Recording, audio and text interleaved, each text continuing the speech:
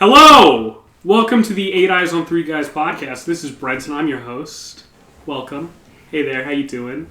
Please click off now. YouTube DeepMind filters. I haven't cursed yet, so please give us ad rev. I'm here with perennial guest and friend of the channel, Eric. Hello, this is me, Eric. This is Alex my is voice. Here too. Yeah, I'm perennial. I only grow once a year.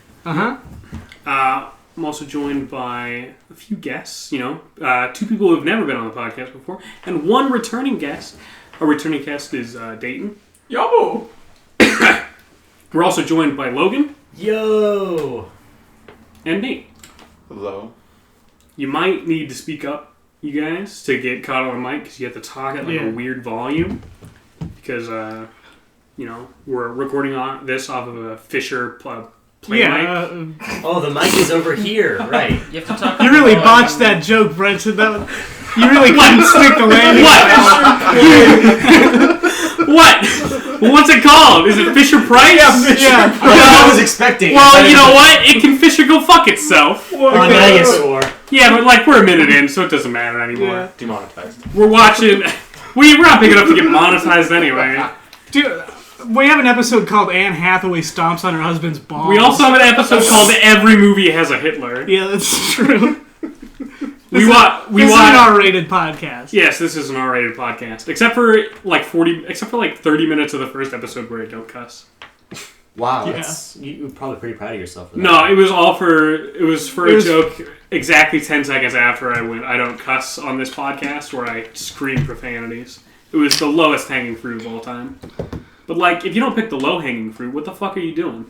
Getting the high-hanging fruit, because you're not wasting your time with all the lower ones. Yeah, but, is the high-hanging fruit going to taste better? No, you don't it's know not. that. Why risk it? Yeah, that's true. Why would I go get a fucking ladder when I can grab this apple right here?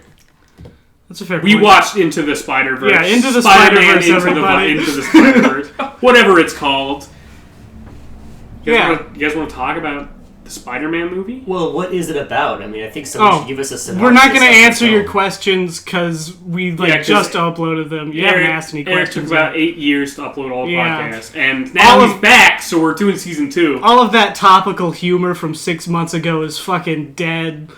Was there any topical humor? Yeah, we had that one. I was really proud of my "This Is America" joke.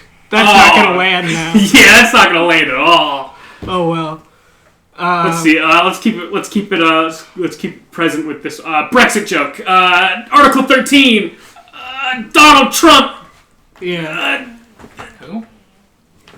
The Democrats took the House. Oh man. Yeah, let's talk about fucking Spider-Man. If any of this is bad, we can just cut it out. Nah, it's all gonna stay. It's all bad. Knowing Eric is not gonna stay. We're fucking. That's true. We're not comedians. We're just fucking dumbasses trying to do a podcast on the internet. Yeah. Nobody needs to laugh at it. All right. So Spider-Man. Yes. Yeah, Into the Spider-Man. Spiderverse. I mean, it's okay if we go off tangent occasionally, but let's talk about Into the Spider-Man. So the movie starts, right? It starts with the origin story of Peter Parker. And it also sets up the first of a few running jokes in the film, in which they attempt to do Peter Parker's origin pretty much as quickly as possible. And if you know Spider-Man, you pretty much fucking know it. Yeah. Bit by a spider at 16, became the Spidered Man, saves people. And for the Peter Parker that we start with in Into the Spider-Verse, he's been Spider-Man for 8-ish years or so, 10-ish years, something like that. He's living life. He's blonde because he's Peter Parker, not the other Peter Parker. Yeah. And then, we smash cut to a different character. The Brooklyn... Alex has just left, ladies and gentlemen, just to keep you updated. Yeah, on he's got a the phone goings call or on. something. He's pissed The off ins and about outs. Spider-Man. He fucking hates Spider-Man. Yeah. He hates He's Spider-Man like stormed he off. hates white people. He which hates is to it say so a much lot. he went to go see the movie with us. But, we smash cut to Miles Morales, African-American Brooklyn middle school child. And he's getting ready for a school day with his father, Jeferson Davis. Yes, that is his real name. Yes, it is awful that his name is Jefferson Davis. Is that his name? Yeah, his father's name. Yeah, because you hear the wife say Jeff. They don't use... And there was the recent controversy with the Spider-Man video game. What's wrong with Jefferson Davis as a name, Brenton? He's the leader of the Confederate Army. Oh! Keep that in. Hang on! Keep that in. Ladies and gentlemen, I apologize. What's wrong with Jeferson? Well, we got a fucking podcast title. I didn't realize. What's wrong with Jefferson Davis? All right, there we go. I thought he just had some arbitrary problem with the name. Okay. No, you think I give a shit if his name? I hope this bites me in the ass 20 years from now when I'm trying to get a job. So, but here's the thing: is if they're following all of the comic books, which obviously came out a long time ago. Well, not the Miles Morales stuff. That all came out like 2005-ish.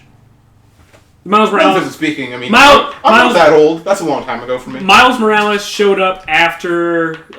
Miles Morales originally appeared in the Ultimate Spider-Man series as a fucking grade schooler because he was in 6th grade when he became Spider-Man, I believe. But the Ultimate Spider-Man series was a reboot of the original Spider-Man in which Peter Parker went back to being a high school kid, and it was mostly set during his high school career because in the original Spider-Man, like, he gets his powers in high school, but most of the runs that everyone remembers and where most of the continuity was made was when he was in college. Like Peter Parker was in college when he got the black spider suit. Peter Parker was in college when Venom first showed. Peter Parker was in college when most of the major events of his life happen in comic continuity. And for the Ultimate Comics, because there was a whole reboot, like a whole new universe. They shift it all back to happen, when he's in high school. And at the end of the original Ultimate Spider-Man run, which is all about Peter, he fucking dies. He gets straight up killed. And that's when Miles Morales shows up, because he gets bit by... I was not expecting the original Peter Parker to just straight up fucking die. This is we need to talk about that in a second. That was handled pretty well. No, because there's plot that leads up to that. Okay. But, so... In the original comic, Peter Parker dies, and then Miles Morales gets bit by the spider, and then he decides to be the Spider-Man. And the reason he has a black suit was he went out in a Spider-Man Alex suit. is back, everybody. Yeah, he's no back. need to be concerned. I might have to leave the Rebecca. Just to go pick up Rebecca for work. She's just called out of work. She's like, hey, I might throw up. I'm not going to go. That's not good. So I'm going to go get her. Okay. Gross. Might come back here. I might just go home. Okay, bye, Alex. Well, I hope you come back. Well, shit, now we're Also, 5 guys with...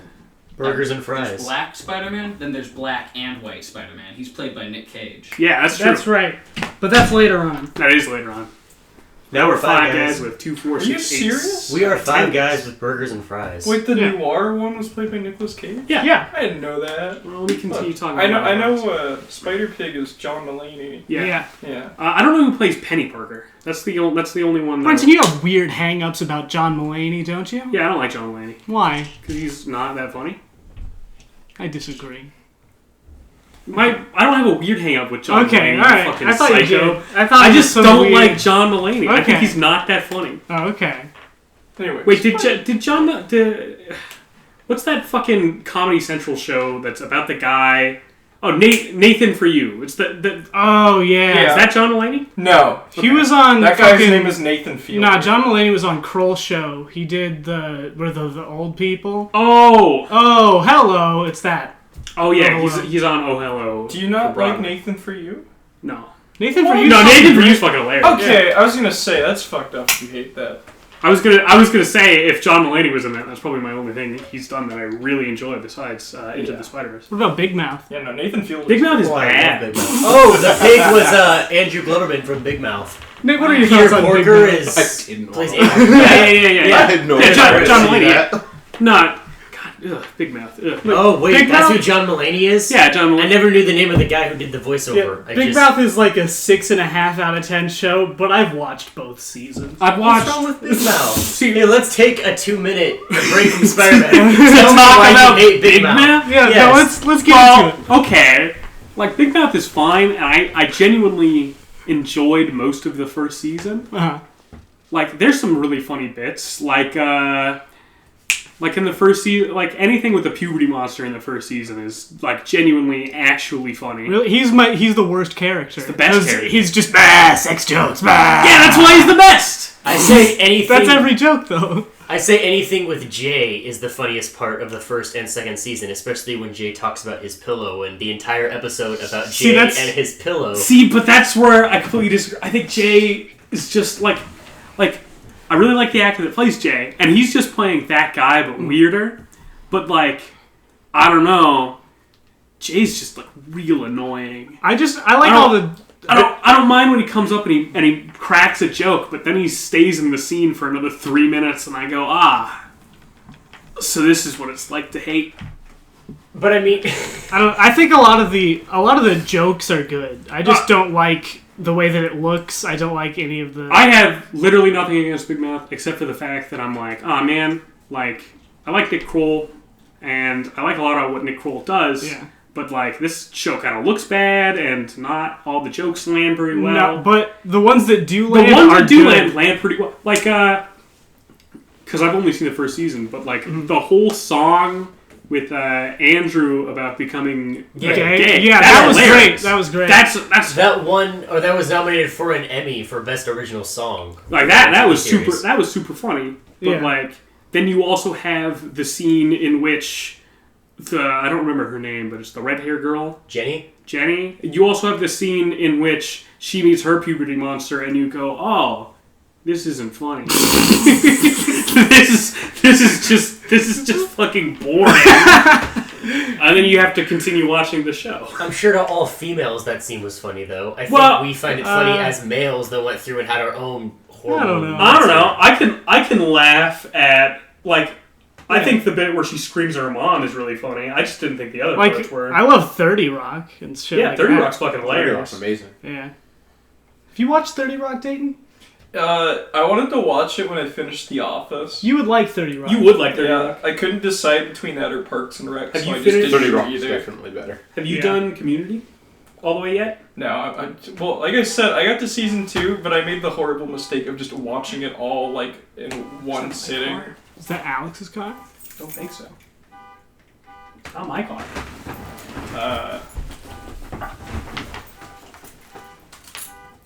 It's not any of our cars, I think. Oh, okay. Some car parked in your lawn. Some form of truck. Oh, that must be my dad's truck because all of us were parked in the driveway. Uh-oh. All right, mystery solved, ladies and gentlemen, and everyone else. I was gonna say, I have like no stance on Big Mouth. I just didn't watch it. I don't know. It's not really your Did type. you say It's not. 30 Rock was better than Parks and Rec? It was. I don't mean to like. Let me think about that. I don't mean to say that Don't get me only wrong, like I'm not saying Parks and Rec is 14-year-olds would enjoy something like that. No, but it's I just like, have to think. I watched. Sorry about that. Hang on, let Dayton finish his go point. ahead. I was gonna say it's like definitely something I would have watched when I was 14 because that was like what I liked, but it's not my. I guess I humor. still like a lot of the shit from when I was 14. I guess so. Like, Eric, have you just not had any personal growth? I guess I've just always been the same guy. Okay, back to this Parks and Rec 30 Rock. Spider-Man. I will watch 30 Rock in like I watched all of it about 4 years ago. I watched all of Parks and Rec for the first time about a year ago. I think Parks and Rec, excluding the first 2 seasons, and the last season is fucking awful. So if you chop off 3 seasons of that 8-season show, it becomes great. So most recently, I've rewatched seasons 1 and 2, and I was like, the show's just not very funny. See, the thing about Parks and Rec is it doesn't get good until they realize that they have to flanderize the characters more. Yeah, that's true. Once the characters just became like cartoon characters. Yeah, but then it becomes funny. Yeah. Like, the funny thing about the funny parts of The Office are the fact that most of those could be real people up until like season 4. Yeah. But like the funny part about Parks and Rec is you go, funny mustache man! Nate, you have a weird thing against The Office, don't you? Or am I just projecting that people have weird things against people? No, I don't like The Office. You don't like The Office? Why I'm not? really not a fan. It's just bizarre. It's not that funny. But here's the problem is, somehow I can dislike that, but still enjoy something like 30 Rock or like the IT crowd. But like, The Office is jokes. The Office has like setups and punchlines. But there's nothing really better than that. I need more than just jokes. I guess Jokes can't carry that long. Oh, for me they can. I'm in like complete disagreement with you. I'm looking for something like a little bit deeper than that. That's why I can like 30 Rock. That's why I can watch something like Big Mouth, because I can just go like, I just care about some of these jokes being funny. I'm there's here. nothing to like get me invested beyond just jokes. I'm like, nah. See, I think I'm sitting here with Eric, where I'm like, it can be as long as the comedy is good enough, I can forgive anything. Yeah. All right, let's talk about fucking Spider-Man. Yeah, let's talk about 30 Spider-Man. That was my fault, guys. Dude, it doesn't It's fucking okay. matter. This is a shitty podcast anyway. Nobody listens to this. Yeah, this podcast is great. Fuck you. Except only like 4 people are gonna listen to it. That's fine though. Hey, as long as somebody laughs at We that should, Jefferson we should thing. have 6 viewers at least, so that we can balance out the amount of participants in the podcast with the amount of people Yeah. that actually listen You to mean like it. 5 1/4 since one of them left? Yeah, that's true. Well, the thing is, Alex might show back up with Rebecca, so we might end up with With 7 7, guys on with 16 16 Eyes humans, podcast. because then we don't have all guys either. If Rebecca Nah, everybody's a guy. Yeah, Guy guy is I'm gender a neutral. dude, she's a dude, you're a dude, we're all Just gay. guy and dude as far as I I'm care. gender neutral. Squidward. He's Squidward. So back to Spider-Man. Yeah, Spider-Man. Spider-Man. So, Miles, he's getting ready for school. He's getting all his stuff on. He's listening to whatever song he likes that I don't know the name of, but I'm sure... Post Malone. Was it? That's the name of the song. The song's called Sunflower. But that is... It's the title theme for the song. It's Sunflower by Post Malone, and Was that the song he was listening to? I think there's somebody else in it actually. Jaden Smith. Guys, No, he has a different song. pod- He was on the soundtrack. podcast listeners, just to illuminate something very small for you.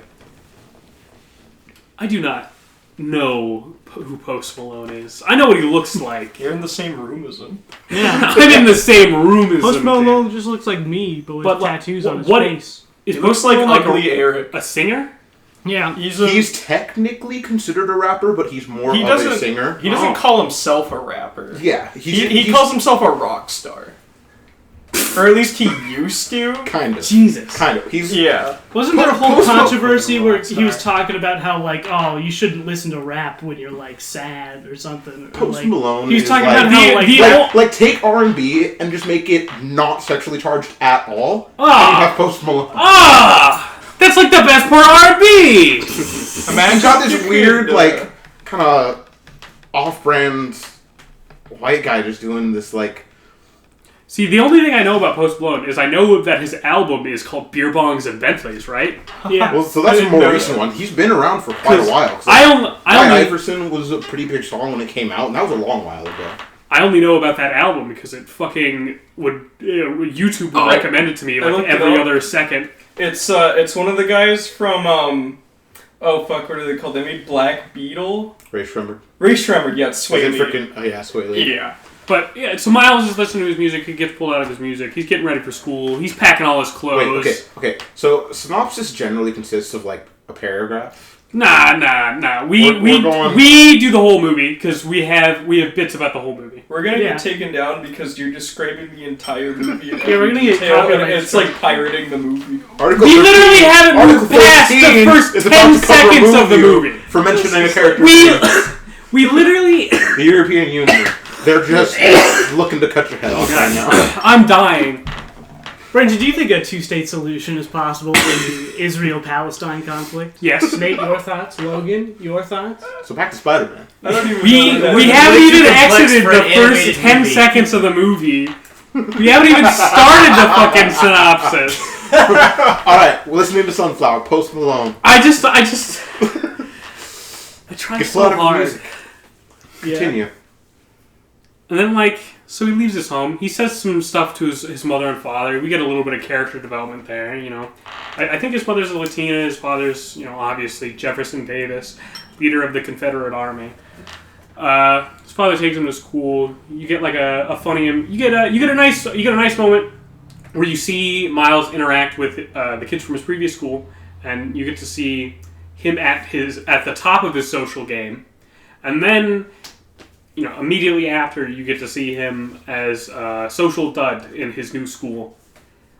And, he goes to class, he meets the new girl, cracks a joke. I feel like it's important to mention the fact that this also sets up the fact that his dad is part of the police force. Yeah, his dad... That's a pretty significant point. His dad is a cop. His dad also doesn't like the Spider-Man, because he's all like, Spider-Man is a vigilante! You know what actually really surprised me about this movie? This is a very mild spoiler. J. Jonah Jameson doesn't show up until the very end. Like, he doesn't show up until the post-credits. Oh, yeah. I guess that's because it was mostly focused on Miles Morales. Yeah, that's true. And also, Peter fucking straight dies. Yeah. But, So, the deal about Jameson, you can spoil alert for that, but... not the multiple times you mentioned the Peter Parker's. Done. That happens, like, 10 minutes into the movie, and Eric's already done it twice. Oh, yeah, I said multiple times. Died? Twice? No, we talked about the Peter Parker dying. Oh, yes. But, like... That's 3 times? Yeah. Peter Parker dies at the beginning of this film. Let me just one more time for everyone. You should have it in a counter. Parker dies at the beginning of this film. In case you didn't just hear Brenton. I think there's another Peter Parker. Peter Parker dies. There should be towards the beginning of the film. There should be a Peter Parker dies counter, and the sound for it should be, fuck. Pizza time? Pizza time for when Peter Parker from the Sam Raimi goes pizza time. yeah, do that. I was gonna say something else, but yeah, do that. See, if not that, you get like one of the weird grunts he makes when he does the dance. Yeah. That too. That's what I was gonna say. In the film. Actually, yeah, It did bother me that he did it in the suit though. Yeah, but he wasn't wearing the jacket that made him dance in the first place. I was fine with that. So he wasn't doing the Funkasaur. Obviously, the Peter Parker in this movie, the Peter Parker at the start, isn't the Peter Parker from the Sam Raimi films, or the Amazing Spider-Man films, or the Spider-Man Homecoming films. He is a different Peter Parker entirely. But that leads to the setup of the film. Into the Spiderverse. Of course, there's many spidered people in this movie. But, like, after Miles gets done with school and being embarrassed at school, he goes to hang out with his uncle, Aaron Davis, who is actually one of my favorite comic book characters. I fucking love the Prowler. The Prowler is sick as hell. And has he always been Miles Morales'... the Prowler has always been Miles Morales'. Oh, okay. So you knew that was going to happen. Oh, yeah. He showed up on screen and I went, they're doing the fucking Prowler. Also a spoiler. Dude, we always spoil everything in these podcasts. Just everyone will know. Yeah, it's fine. But, like, they have a nice chat, and he goes and does a graffiti, and you get, like, a nice little kind of montage scene, which includes some good, like, uncle bonding. And then, Miles gets bit by... Some good uncle bondage. Miles gets bit by a fucking spider, and this is where we actually reach, like, the second kind of, like, deep-cut Spider-Man thing, besides Aaron Davis. The spider is fucking Alchemax on it. Alchemax is the company that created Spider-Man 2099 by making a fucking spider and then getting it to bite a guy who literally had Peter Parker's DNA to make a new Spider-Man. Alchemax being the main bad company from the Spider-Man 2099 continuity. They eventually showed up in the main continuity. Nate. Is that an Undertale watch? It is actually just a watch that I can change the background on, and I've changed it to Undertale. Oh, okay. Which Undertale is it? Sans. Undertale or Deltarune? It's Undertale, and it's Sans. It's Sans cool. face. That's cool. I like Sans. I like when he says, "Hi, I'm Sans, and I'm a skeleton," and then you give him a hug. I've never played Undertale. Undertale is actually a fantastic. I've played Undertale. Okay. I was just making a joke. I was gonna. You know who hates Undertale though? I have a deep love for Toby Fox and. Why are you looking at me? I thought it was you. I thought you hated Undertale. No. Who the fuck hated Undertale? Was that Brendan? Maybe. I think so. Fucking sad voice. Logan really hates Undertale. Yeah, Logan, he sees Undertale. His eyes go fucking white with rage. Logan, what are your thoughts on Undertale? What the hell is Undertale? It's a video game. Those are Logan's thoughts. Those are my thoughts. I have no idea what the hell Undertale is. I was disappointed in Deltarune, but... What? I still it was good. It was good. I still haven't even touched it. Oh, here's our for real dated time thing. Deltarune? Come on. I don't know. It's already kind of becoming irrelevant, actually. Well, I mean, I feel like Spider-Man is the deep. Yeah, but we do random movies all the time. I guess Like so. we did fucking The Intern. That came out in like 2013. And nobody remembers it. Yeah. So it was kind of a I- random You saw movie. The We Intern, all right? remember it. I Maybe saw it not twice. me. Do you just want like, to I was gonna do you say want to that. briefly give your thoughts on The Intern? Yeah, here's Well, Logan's actually- thoughts on The Intern. I actually just discussed this with Brenton. Like, I didn't necessarily hate it, but I didn't love it. It was just so neutral with me, which is kind of the worst thing a movie can make you feel. You're supposed to actually care, but the movie just bored me to death. And maybe I thought it was just too sophisticated for my taste, but it just didn't have enough plot or description to that plot to actually make you Is the intern care. the one with like the young woman and the old guy? Yeah, and she rides the bike. Actually, maybe I have seen this and I just forgot that I've seen it. Nate, That's the I best forgot every possible detail about option. this Nate, movie. that is actually the best possible. I've seen it twice, and the details are seared into my fucking brain. I have entirely forgotten everything about that movie. I don't know who acted in it. I don't Robert remember. Robert De Niro. And Anne Hathaway stomps on his balls. Yeah. Well, actually, she Yeah. stumps on her husband's balls. Yeah. And Robert De Niro is not her husband. They just almost fucked the one time. Yeah. Oh my god. And then they cut out the scene where they actually fuck for like 20 minutes. Yeah, it's only in the director's cut. Yeah. We don't talk about that. I do. I talk about it. That's what the whole Spider-Man. podcast. Or- Yeah, At Spider-Man! least Undertale, because that's something I actually know about. So yeah, Miles has like a fun hangout session with his uncle. He gets taught a sweet sex move called the hand, or what is it called? Where he puts his hand on the shoulder. There's like a move, he called it something, right? What? You know? Yeah. Aaron shows Miles how to do Is it just the technique. shoulder? Was it called the shoulder? Pretty sure it was just the shoulder. You know, he puts the hand on the shoulder and he goes, "Hey." You know, it's wonderful. It's great. You know, we get some nice character bonding between them. Miles gets bit. He starts gaining his spidered powers. It's coming down pretty hard, ladies and gentlemen. Yeah. He has he has a freak out about his powers. You know, runs around a bunch. Sees the Peter Parker comics, which are they actually do comics in this movie really well because they're just comics that are based off of the true life tales of Spider-Man within the universe, which is really nice. Yeah. They're literally called the true life tales of Spider-Man. Yeah. It's great. No, I think that's a perfect way to like make it work. Like Yeah. that. Yeah, they work in the comic vibe with the cinematography really well. Here's Yeah. something I completely forgot to bring up, but it's amazing.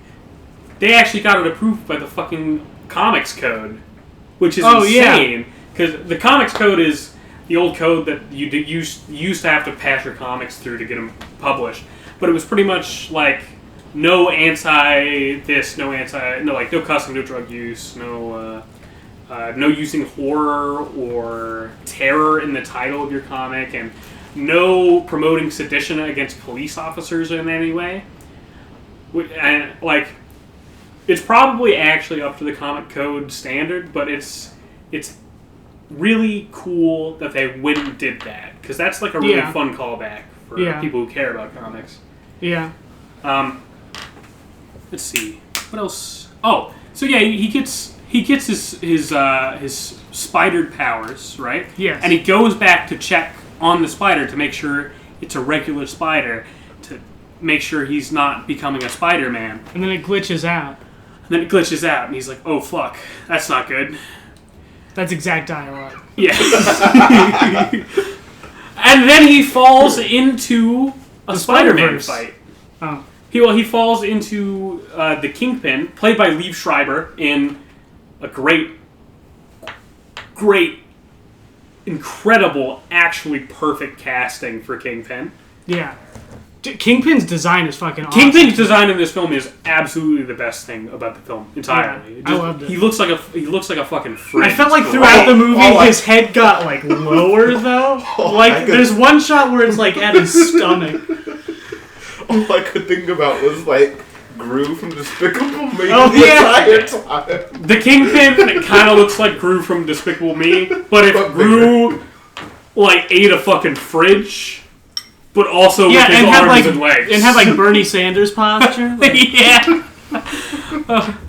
But he falls into what is essentially a super collider built by the Kingpin and Doc Ock. That was also a great twist. This time, Doc Ock isn't the usual Otto Octavius. She's a gal. She's a gal. She is everybody. Liv Octavius, and she has, I think, my favorite design of the film. Yeah. The way they do the tentacles is fucking great. Those are odd, but I digress. Let's go back to Spider-Man. But Miles gets in the super collider and he sees Spider-Man, and it's the Spider-Man. He's not dead yet. He dies soon though. Don't worry. He's all like, "Whoa, you're a Spider-Man? I'm a Spider-Man. You want to do Spider-Man together?" And Miles is all like, "Hell yeah, dude, Spider-Man." Mm-hmm. And then Spider-Man fucking dies. Yeah. Because he's fighting the Hobgoblin. What were you gonna say? Actually, it's just Green Goblin, but he's big. Well, so he's a big green goblin. So this Green Goblin is based off of like half and half the Hobgoblin from OG, fucking from O. This is gonna be a little wrong because I'm not the biggest comics reader, but if I'm remembering it right, this Green Goblin is like half the original Hobgoblin from the original Spider-Man comics, mm-hmm. and half Ultimate Green Goblin, which is where he becomes a fucking crazy monster. Okay. Because the big conceit in Ultimate Spider-Man is, like, the way Peter gets his powers is like a DNA boosting agent and then the bite from the spider. Uh-huh. Well, Norman Osborn goes, "Well, what if I did it and then I bit myself?" And he just turns into a fucking gross monster. It's great. Oh, okay. Well, Yeah. Regardless, it looks fucking awesome. Yeah, honestly, it's the best Green Goblin design. Like, that's the thing about this movie, is every design is the best design. Yeah, I thought so. But, like, Spider-Man, Peter Parker, Spider-Man, and the Green Goblin, they fight for a while, and they wreck the place up. You know, shit happens. Shit gets destroyed. Shit gets wacky. Mm-hmm. Spider-Man dies. Yeah. And right before he dies, he goes, "Hey, Miles, go shut off the super collider." I was hoping that they were gonna copy the comics where he dies from the radioactive cum. No, that's Mary Jane. Mary Jane dies. Oh yeah, Mary Jane dies. Oh yeah, because he had the radioactive cum. Yeah, he has. And then he fucked her. Yeah, she dies from the radioactive cum. Yeah. He lives, and then that comic is all about him being sad about that. Yeah. Dude, Spider-Man Reigns is a fucking shit comic. Don't read it. Oh man. Well, I'm sorry for derailing you. It's okay. I just wanted to. If any of you guys have anything to jump in and say at any point, go I just ahead. had to throw that out there that was a thing that happened. Yeah, Spider-Man does kill at least one lady with radioactive cum. For clarification, the way that this whole super collider thing comes about is after Miles is checking on the spider to make sure he's not going insane. Yeah. Basically, he ends up developing the Spidey sense, and it somewhat leads him just through all of these tunnels and kind of this weird, just underground passageway where he was bit by the spider and somehow ends up like, hey, a super collider. His Spidey sense pretty much just leads him to another Spider-Man. It's fun.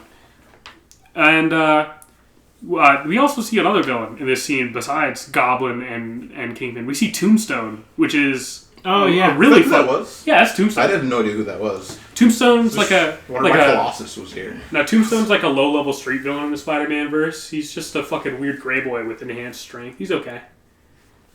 He's usually he's like Kingpin usually gets more than him, but strength-wise, usually him and Kingpin are about the same. Kingpin got a fucking upgrade in this movie. Usually he cannot fucking throw trains. Usually he's just an incredibly large cars. Yeah. Like, nah, well, Kingpin normally in the comics is just the fucking. He's not even like mutant powered in it. He's just a really big dude. I think it's good that they were pretty light on Kingpin's like backstory and everything. They gave just enough and just focused entirely because like there's so much there with the multiverse. There's 6 fucking Spider-Men to do in this movie.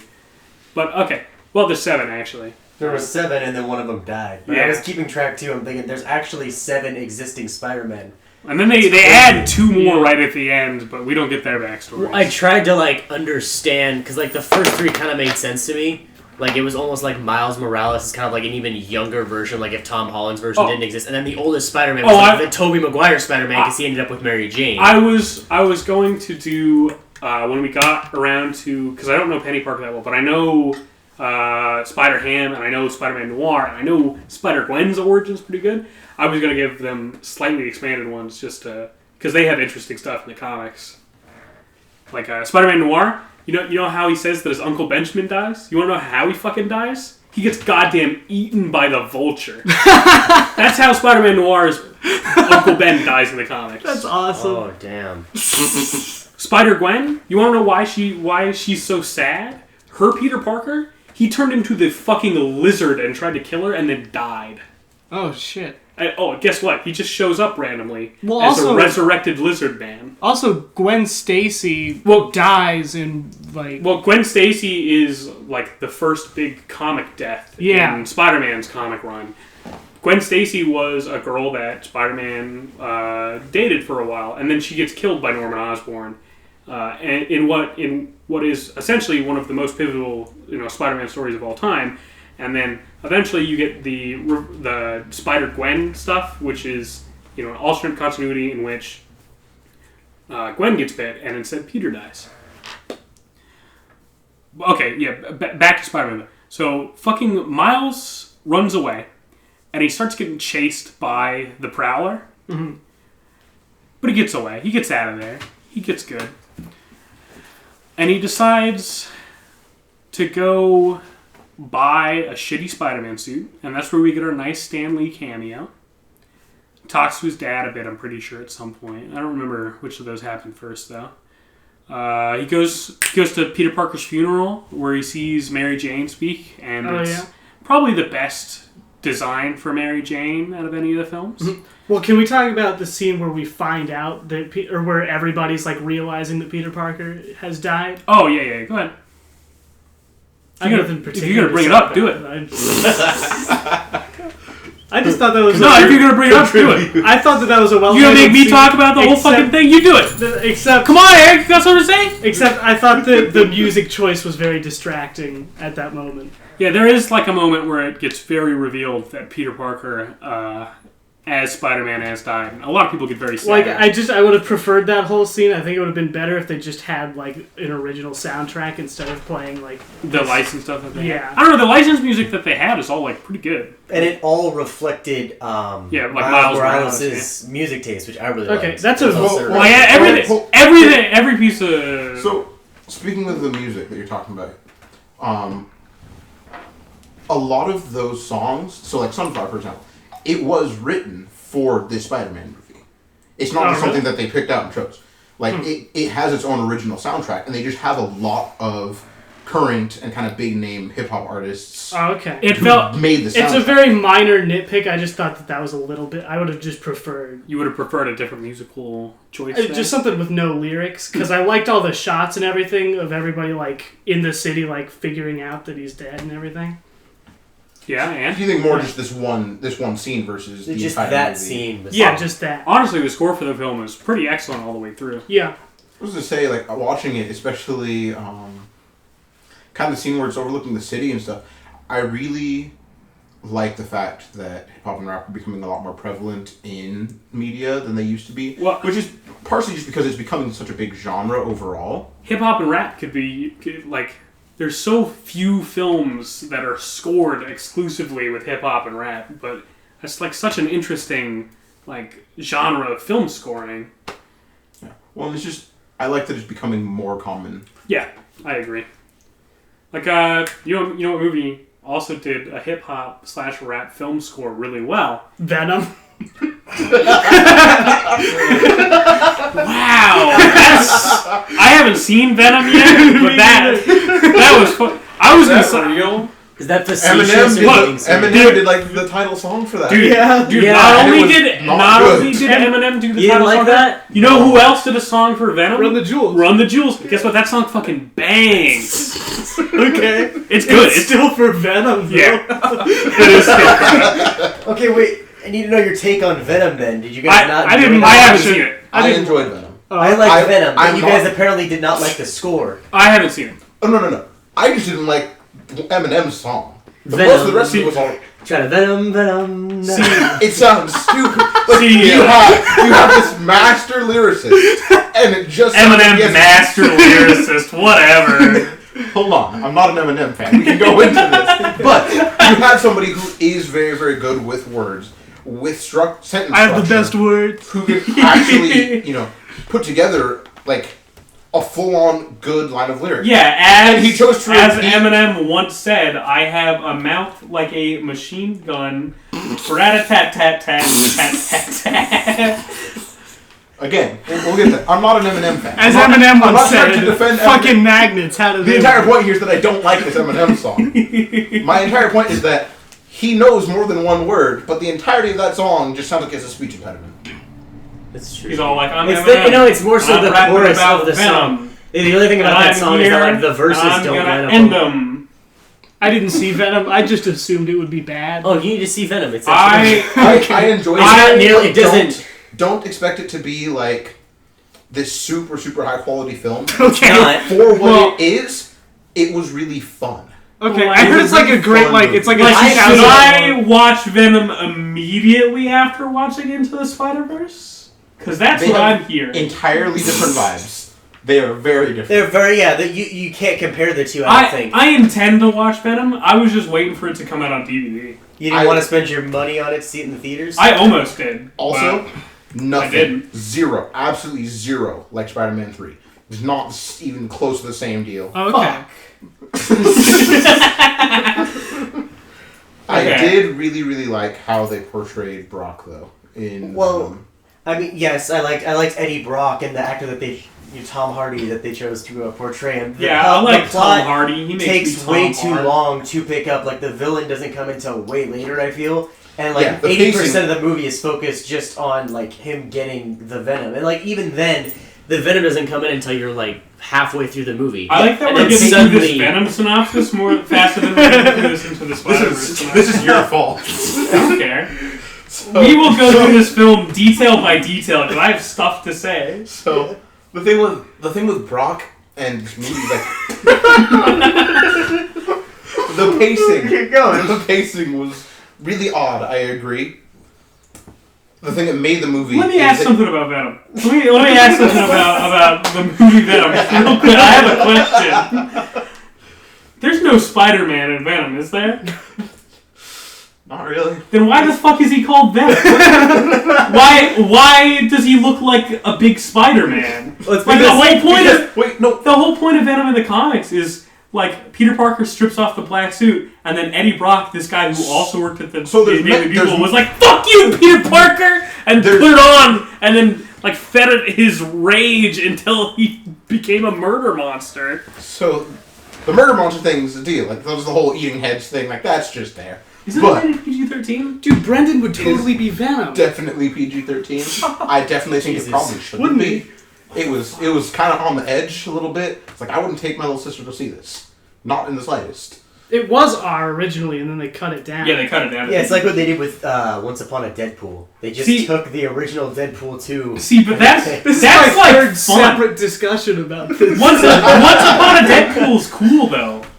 No, they make it just Princess Bride themed and take Deadpool 2 and take out everything that's fun about That's cool though. Okay, so I heard in theory, I don't know if this is true, I just heard this somewhere, but I was told that Ryan Reynolds said he would not do the PG-13 Deadpool unless he was allowed to recreate that Princess Bride scene and kidnap that actor. see, it. That's the only. That's See, the only way he would do it. See, I the thing is, heard that's that was cool. the only way he was, like, he told them, unless I can do this and read to him tied up in bed, we're not making this movie. But that's what you got to do. Oh yeah, So- for sure, because they were like, hey, we need money. Everyone likes Ryan Reynolds as Deadpool. See, the thing is, Once Upon a Deadpool makes perfect sense to me, though. Deadpool came out, Deadpool 2 came out, right? Was rated R, made pretty good money. Was directed by the guy who directed by one of the guys who directed John Wick, and John Wick 2. Recutting that to be PG-13 because They're just increasing the demographic that they because rated R films do not reach as wide an audience because people like taking their kids to movies. Yeah. But that movie still made a fuck tons of money. That's true. But, like, imagine how much fuck ton of money it's going to make in the Christmas season when people want to take kids to movies. Yeah, that's true. That's a really yeah. Or It's, now they don't it's take like their giving parents. it's like giving Deadpool 2 a second opening day. Yeah. Literally. Because it's literally that. It's Yeah. giving Deadpool 2 a second. That's yeah, true. you just increased Holy this shit. massive market. Well, that was evident. Like Yeah. as soon as I saw that was happening, I was like, I know exactly what they're doing. And it makes total sense why they would do it. Also, they want to bring Deadpool, down to PG-13 so that they could possibly integrate him into the Marvel universe after the Disney Fox merger comes through. So about Venom.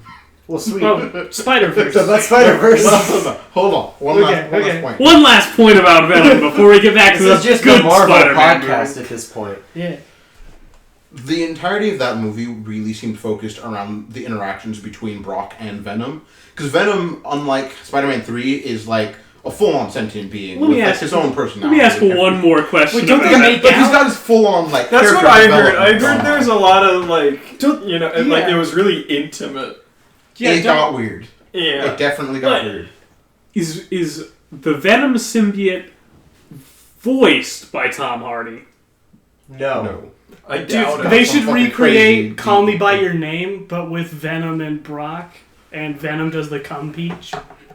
What the hell is that? I haven't seen Call Me By Your Name. So that's Spider-Man. What is that? Yes. Can you explain that? No. Call Me By Your Name?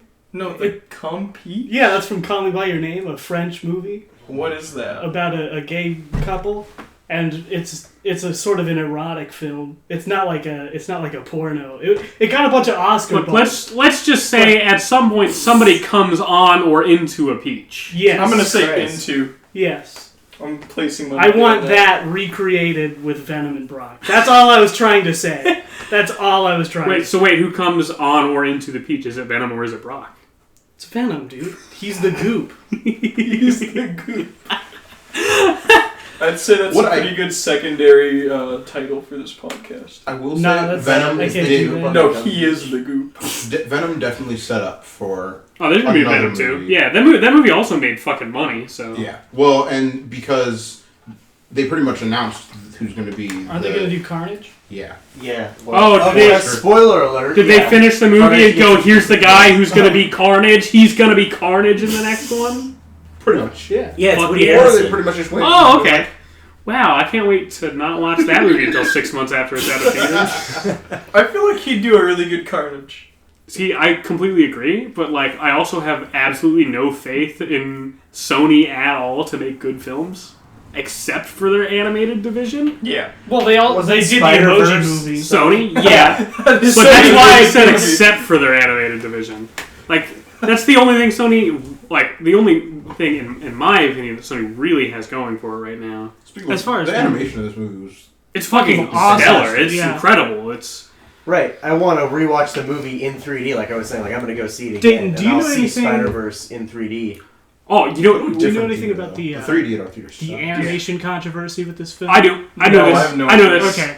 They wanted to patent some animation not animation techniques, but animation software that they used on this film. Uh-huh. But you know how they did the Bendis dots?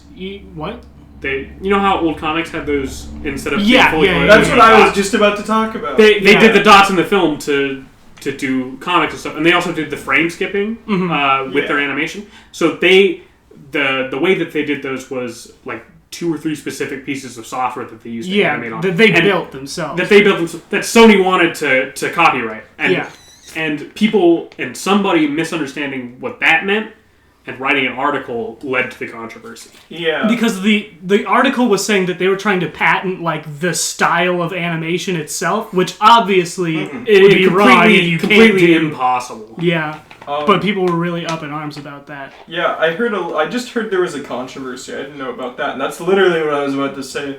Was I love that that's like textured onto a lot of the characters. Yeah, it's wonderful actually. Yeah, It makes it. See, one of my biggest praises for this film is that it doesn't look like a fucking Pixar film like every other 3D Yeah. film looks like nowadays. And you notice that a lot at the beginning because there's a lot of close-up shots of Miles' face, and you see the little dots on him, and I loved that. Yeah. Also, I love that texture just in general in comics, anyways. Yeah, Yeah. I personally I forget can't what make it's- it work with my art, but I love when people. Oh, me do. neither, but I love the way that it looks. Well, What's it yeah. called? That it's like Stippling? Maybe not. I don't know. stippling might Stippling be is shading with dots. Yeah. no. There's a specific term for it's like because it's like Bendis dots or something like that. Oh, okay. I sounded like a total fool. It's calling not. it It's not simple. important or anything. I just was curious. But no, that comes because it was fucking expensive to print. No, that's Brian Michael. This is riveting podcast material. I'm sorry, I'm looking it up. Oh, it's Ben Day dots. Oh, okay. Yeah, Ben. You can see where I Did went. you Ben hear Day that, Benders. everybody? Ben Day dots. But that happened because it used to be very expensive to print color ink your entire comics, and Ben Day dots, they allow for the illusion of color to be all over your thing. Yeah. And they use that to create effect in the film. Let's see. Oh, back to Into the Spiderverse, the plot. Yeah. All right, where were we? We were just at the part where he goes and he sees Mary Jane give the eulogy. And then... Sorry, Nate's getting himself some mac and cheese. We're all watching. Yeah, I am. Straight out of the bucket. Right out of the mac and cheese bucket. Is there any Going left Google. after you, Yes. Brenton, be honest. How did it come out? The mac and cheese. Pretty good. All right. A little too much pesto. Yeah. I just used because there was like half a jar left, and I just Understandable. It's good though. Yeah. Thank you. But right. So he sees Mary Jane give a eulogy, and he gets sad, and he goes, "I'm gonna do what I promised you I would do, Peter. I'm gonna save the world." And then breaks the device that Peter gave. Yeah, and then he goes and climbs up like a building, and you get a couple fun jokes, kind of reminiscent of Tobey Maguire jumping off the building in Spider-Man 2. Yeah. When he fucking falls. A lot of the jokes in this movie land really well. Yeah, for me. this movie. It's direct. I think it's directed Phil Lord, Chris Miller. Right? It was at least written by them. at least Produced by them. produced. I don't know. Yeah. But you can definitely see their finger all over it. There's fucking Clone College signs. Yeah, and there was some- a Clone High Easter egg in one of the backgrounds. Yeah. It Really? says Yeah. Clone College. It's like an advertisement for what would be It was a on sequel one of show. the in the city scenes where there's like all those electronic billboards. Yeah, and everywhere. it's got Oh. Abraham Lincoln and JFK. I didn't Yeah. see that. Wow. Dude, That's I fucking hope they do a sequel to Clone High. That's never gonna If you happen. guys haven't checked out Clone wish High, it could. check it out. It's No, great. they totally could. They just have to get rid of Gandhi. I've never Yeah. heard of it. Nate, you would fucking love Clone High. I I, think have you the DVD. I I always, can lend it I, to I you. always What is wanted to ask if people watched that because I feel like you'd love that. I loved it. Yeah. Clone High is a animated television show done by Phil Lord and Chris Miller for MTV, in which... Was it MTV? Yeah. Okay. Yeah. In which clones of famous people and historical figures went to high school. It starred Abraham Lincoln, Gandhi, Joan of Arc. Joan of Arc, who played a goth girl, JFK. Yeah. JFK was like the and jock. yeah, and then Cleopatra was like the high school hot girl. And Yeah. the love interest It's for like- Abraham Yeah. Lincoln. It's sort of like a more R-rated like SpongeBob sense of humor, but if it was parodying fucking like high school drama shows. And also had a bunch of funny historical references and such. Yeah. Like there's some really funny shit with Sorry, I'm trying to think of something specific that I can say because there's so many. There's also the principal and his fucking robot. which Yeah, are the they're B fucking stories, hilarious. And that's yeah. I'm trying to find something specific to say because there's so many actually great bits in it. Like Say What is so fucking good. Yeah. Yeah, I think everybody My favorite- knows that, but they just don't know what. My Clone favorite High bit is when Marilyn Manson sings the song about the food pyramid. Oh, that's That really was good. fucking hilarious. You want what else is a good one? The episode that has Jack Black in it to do the musical. Oh yeah, where they're all smoking Where raisins. they're all smoking raisins. Yeah. That's a good and one. it turns into a rock opera. Yeah. So Spider-Man. Yeah, Spider-Man. So Clone High is a very good show, but Spider-Verse. Did you know that Peter Parker dies? Yeah.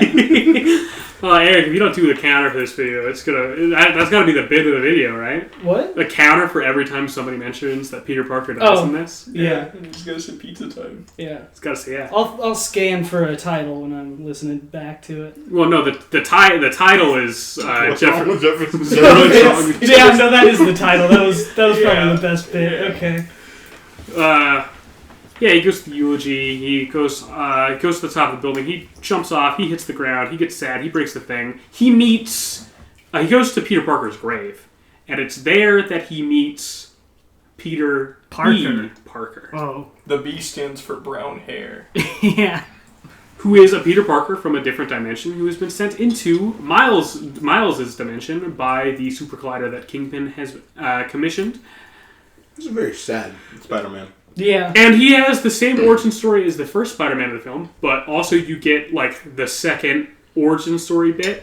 Like, he goes, hey, I'm Peter Parker, let's do this again as quick as possible. It was weird. Like, it was weird to see, like, a deadbeat Spider-Man. Dude, it shouldn't be that weird. Spider-Man's usually a fucking deadbeat in the comics. Yeah. Well, no, he's Is usually he always fat though? No, he's This not Spider-Man's usually very fat, overweight. but he is almost always broke. No, but this time he was, like, sort of like an old deadbeat. Yeah, he was He different. was from like, it. because what he said, It's like, more sad. He'd been Spider-Man for for, 22 years or something. yeah, 20 years or something. 25, I think. I think it was 22. Maybe. I'm sure it was 22. But, like, he had been a Spider-Man for a while. He had broken up with Mary Jane. He got sad and fat. And, you know, that happens to everybody, but you gotta get over it. Well, I think they, like, completely divorced, too. It wasn't, like, Yeah. you know, dating. Oh, yeah, they totally divorced. There was an argument about kids and radioactive spider semen. And, He knew, but he didn't want to do it, but she didn't understand. Yeah. But, you also get the first inkling of Miles's power differences from other Spider-Men, because you see him use his Venom That strike was on Peter. interesting because I didn't know that would happen. See, the thing is, Miles has always had different powers in the comics. He had the chameleon ability and the Venom strike. Those are both cool. But, like, he Venom strikes Peter, and then they run away from the cops for a bit, and then he convinces Peter to become his Spider-Mentor. Why is it called a Venom Strike if it's electricity? Ask Brian Michael Bendis. Well, 'cause it's gotta I be was something thinking it'd spidery. be something from Electro. What? Like, Well, The Shock. nah, that's... I don't know anything about Venom. Does he do that? We're not talking Venom about... doesn't We're talking about Miles Morales and his Venom Yeah, but strike. you said it's called a Venom The thing, you said Venom Strike, and I was like, what is this? No, it has nothing to do with Venom. It's just called the It Venom happens strike. to be a completely unrelated move Yes! called the Venom Strike. well, it has to be Yes. But it has named nothing after to do with something Venom. spidery because he's a Spider-Man. Yeah. Look, go talk to Brian Michael Bendis, okay? Go talk to the guy who created fucking Miles Morales. I'm not him. Yeah, and the good chase with the police. He talks him into being the Spider-Mentor, and then they decide to get on the bus and go break into Alchemax, which is like a research campus up in Hoboken, New York, or whatever. I'm pretty sure Hoboken is in New Jersey, but if you're from... If you're Hudson something. Hudson Bay. There we go. Yeah. Up in, they decide to go to that, and they ride the bus. It's very fun. Miles cracks a couple jokes about swinging. Peter's all like, "I'm old and dead, beat and fat." Yeah. That's a sound he makes at least once in the film. And then, Forgot about the burgers, man. oh yeah, they get burgers, and you get a surprisingly really fun bit where Peter's like, "Man, this fucking burger place has been closed in my time for like 6 years. I don't fucking know why though." And then a guy walks over and puts a bill on his table and just looks at him. And his eyes shift around and he looks at Miles and he's like, "You wouldn't happen to have any cash, would you? I'm not very liquid right now." And I was like, "Oh, that's a good bit. That's After fun." also eating Miles' burger. He just Yeah. takes both of them. But, yeah, they break into Alchemax, and you get, like, a fun bit where Peter breaks in first in his weird sweatpants Spider-Man suit that he's wearing. And then Miles sees Kingpin, who he has, like, reservations over because he totally let Kingpin fucking murder the last Spider-Man right in front of him. So he goes inside to go, "Hey, Peter, I'm not going to let another Spider-Man die." And they find out that Peter is working with Liv Octavius, who is the Doc Ock of this film. That was a really cool reveal. That was I a cool not reveal. Expecting that. I wasn't expecting it at all either. Yeah. Is there in the comics? Is there a Lady Doc Ock? There's been a couple, yeah, but Okay. they're usually. Is this an all- original conception of a I Lady think Doc Ock? Liv Octavius is original, but I'd have Okay. to look that up. Her arms are definitely an original concept. Yeah, I compared- really like the way that they did that. The way that they do Doc Ock's arms in this are super cool. We'll get to that in like a second. But they try to break into her computer. Like they find out the password and you get like a whole bit where where Miles, while invisible, is trying to get the password from Peter Parker, who's talking to Liv, who's all like, "Wow, you're Peter Parker from a different dimension." I'm sorry, I burped. I'm not cutting that. Oh fuck. That's crazy. Your cells are dying. You're gonna die. And then she's like, "I'm gonna kill you on Doc Ock." And then there's a fight. Dramatic reveal. Okay, here's one thing I want to say. Let's talk about Doc Ock for a sec. Doc Ock's design in this Into the Spider-Verse film. Mm-hmm. So her arms aren't metal. Mm-hmm. Like, not regular metal, anyway. Yeah. Like, they're not the traditional Doc Ock metal arms. They're like... Almost like a weird kind of like a really strong silicone. Yeah, like a strong silicone or like plastic. Because they were very pliable and you see them, They're like, kind of like swell and glow in thinned the out. dark colored. Honestly, you know what they really feel like? They feel like when you have air vents to surgical tents. Oh yeah, And they're obviously meant to look like surgical tools. yeah. Like way more than any other Doc Ock. Mm-hmm. Brenton, what'd you do with my fucking string? Your string? I Yeah. fucking hit it. God damn it. Have fun. Why did finding I it. just hand that to you? Why did you just? hand it Anyways, to me? sorry. Back to Spider-Verse. I think actually the coolest part of her design is the way they do her hair, because they give her a fucking octopus head. Oh yeah, They bun up her hair and she's got the head of an octopus. It's awesome. yeah.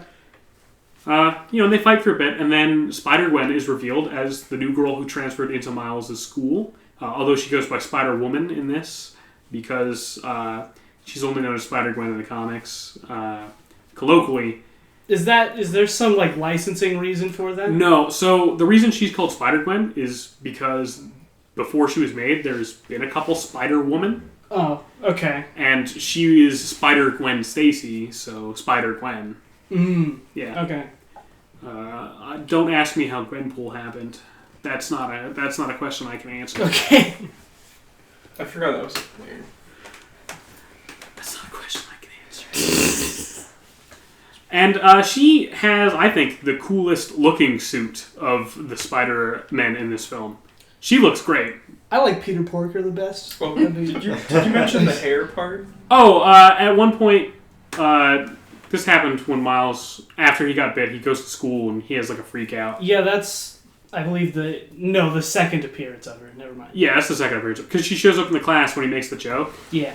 But he has a freak out in like the middle of the halls. And you get some really fun animation techniques with the way that they do. Okay, I have to say something. You know something that really bothers me in movies? What? Is when characters say jokes that aren't funny and then another character talks about how funny the joke was. Well, like, That always bothers me. they do it really So, good This in this one, at least movie. she said that wasn't funny. Yeah, she says that wasn't funny, but I laughed because it was clever. And I Yeah. was like, yeah, that's fair. Which is kind of how we felt about the joke too. No, I was like, shit joke, bad. Yeah. And then I I shot actually myself thought, in the okay, feet. I'm going to use that joke the next time I'm late to something. No, I went shit joke bad, and then I That is a very Logan joke. Having sprayed gone to high school my with Logan. arterial spray over 3 rows of the audience with my knife. So, Anyways, Spider-Man. random note that I just kind of was thinking about with this. So, as they're leaving this lab, trying to take the computer with because they can't actually get into it, it struck me that a lot of the iterations of Spider-Man that I have seen need like a device in order to shoot webs, whereas Yeah. like Tobey Maguire's Peter Parker does not. Oh, I can actually give you... That was a big controversy. I can actually give So, you yeah, a straight-up reason that they did that. So, the Spider-Man has always used web shooters in the comics, because... Why the fuck would a Spider-Man be able to shoot webs out of his wrist? Well, He'd also shoot out of his ass. because then he can run out, and then that just adds to the Yeah. conflict. And the thing is, in the Sam Raimi movies, they were just like, We just don't need to yeah, bother with that. That doesn't matter. We're not going to use that for Yeah. dramatic tension. Because that And- specific thing works really well in comics of like I just ran like Yeah, that. Oh, your scissors died, Eric. oh those were shit scissors. It's fine. I can put them back together too, or maybe Nate can. I just have something like these. But fucking, we're talking about web shooters. Yeah. Yeah. So the Sam Raimi films, they were like, yeah, we don't want to do the explanation for him making fucking web fluid and all that shit because it take up valuable plot time in this, tightly paced movie. Yeah.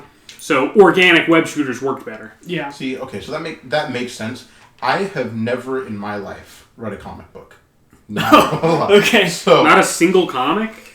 I mean, maybe like a visual novel of some sort when I was like a kid, like a graphic novel. I don't know, but no, I've never read any like big comic books, Oh, well, like in the slightest. so we just tell I you know nothing now, about- hold on. dope. Hold on.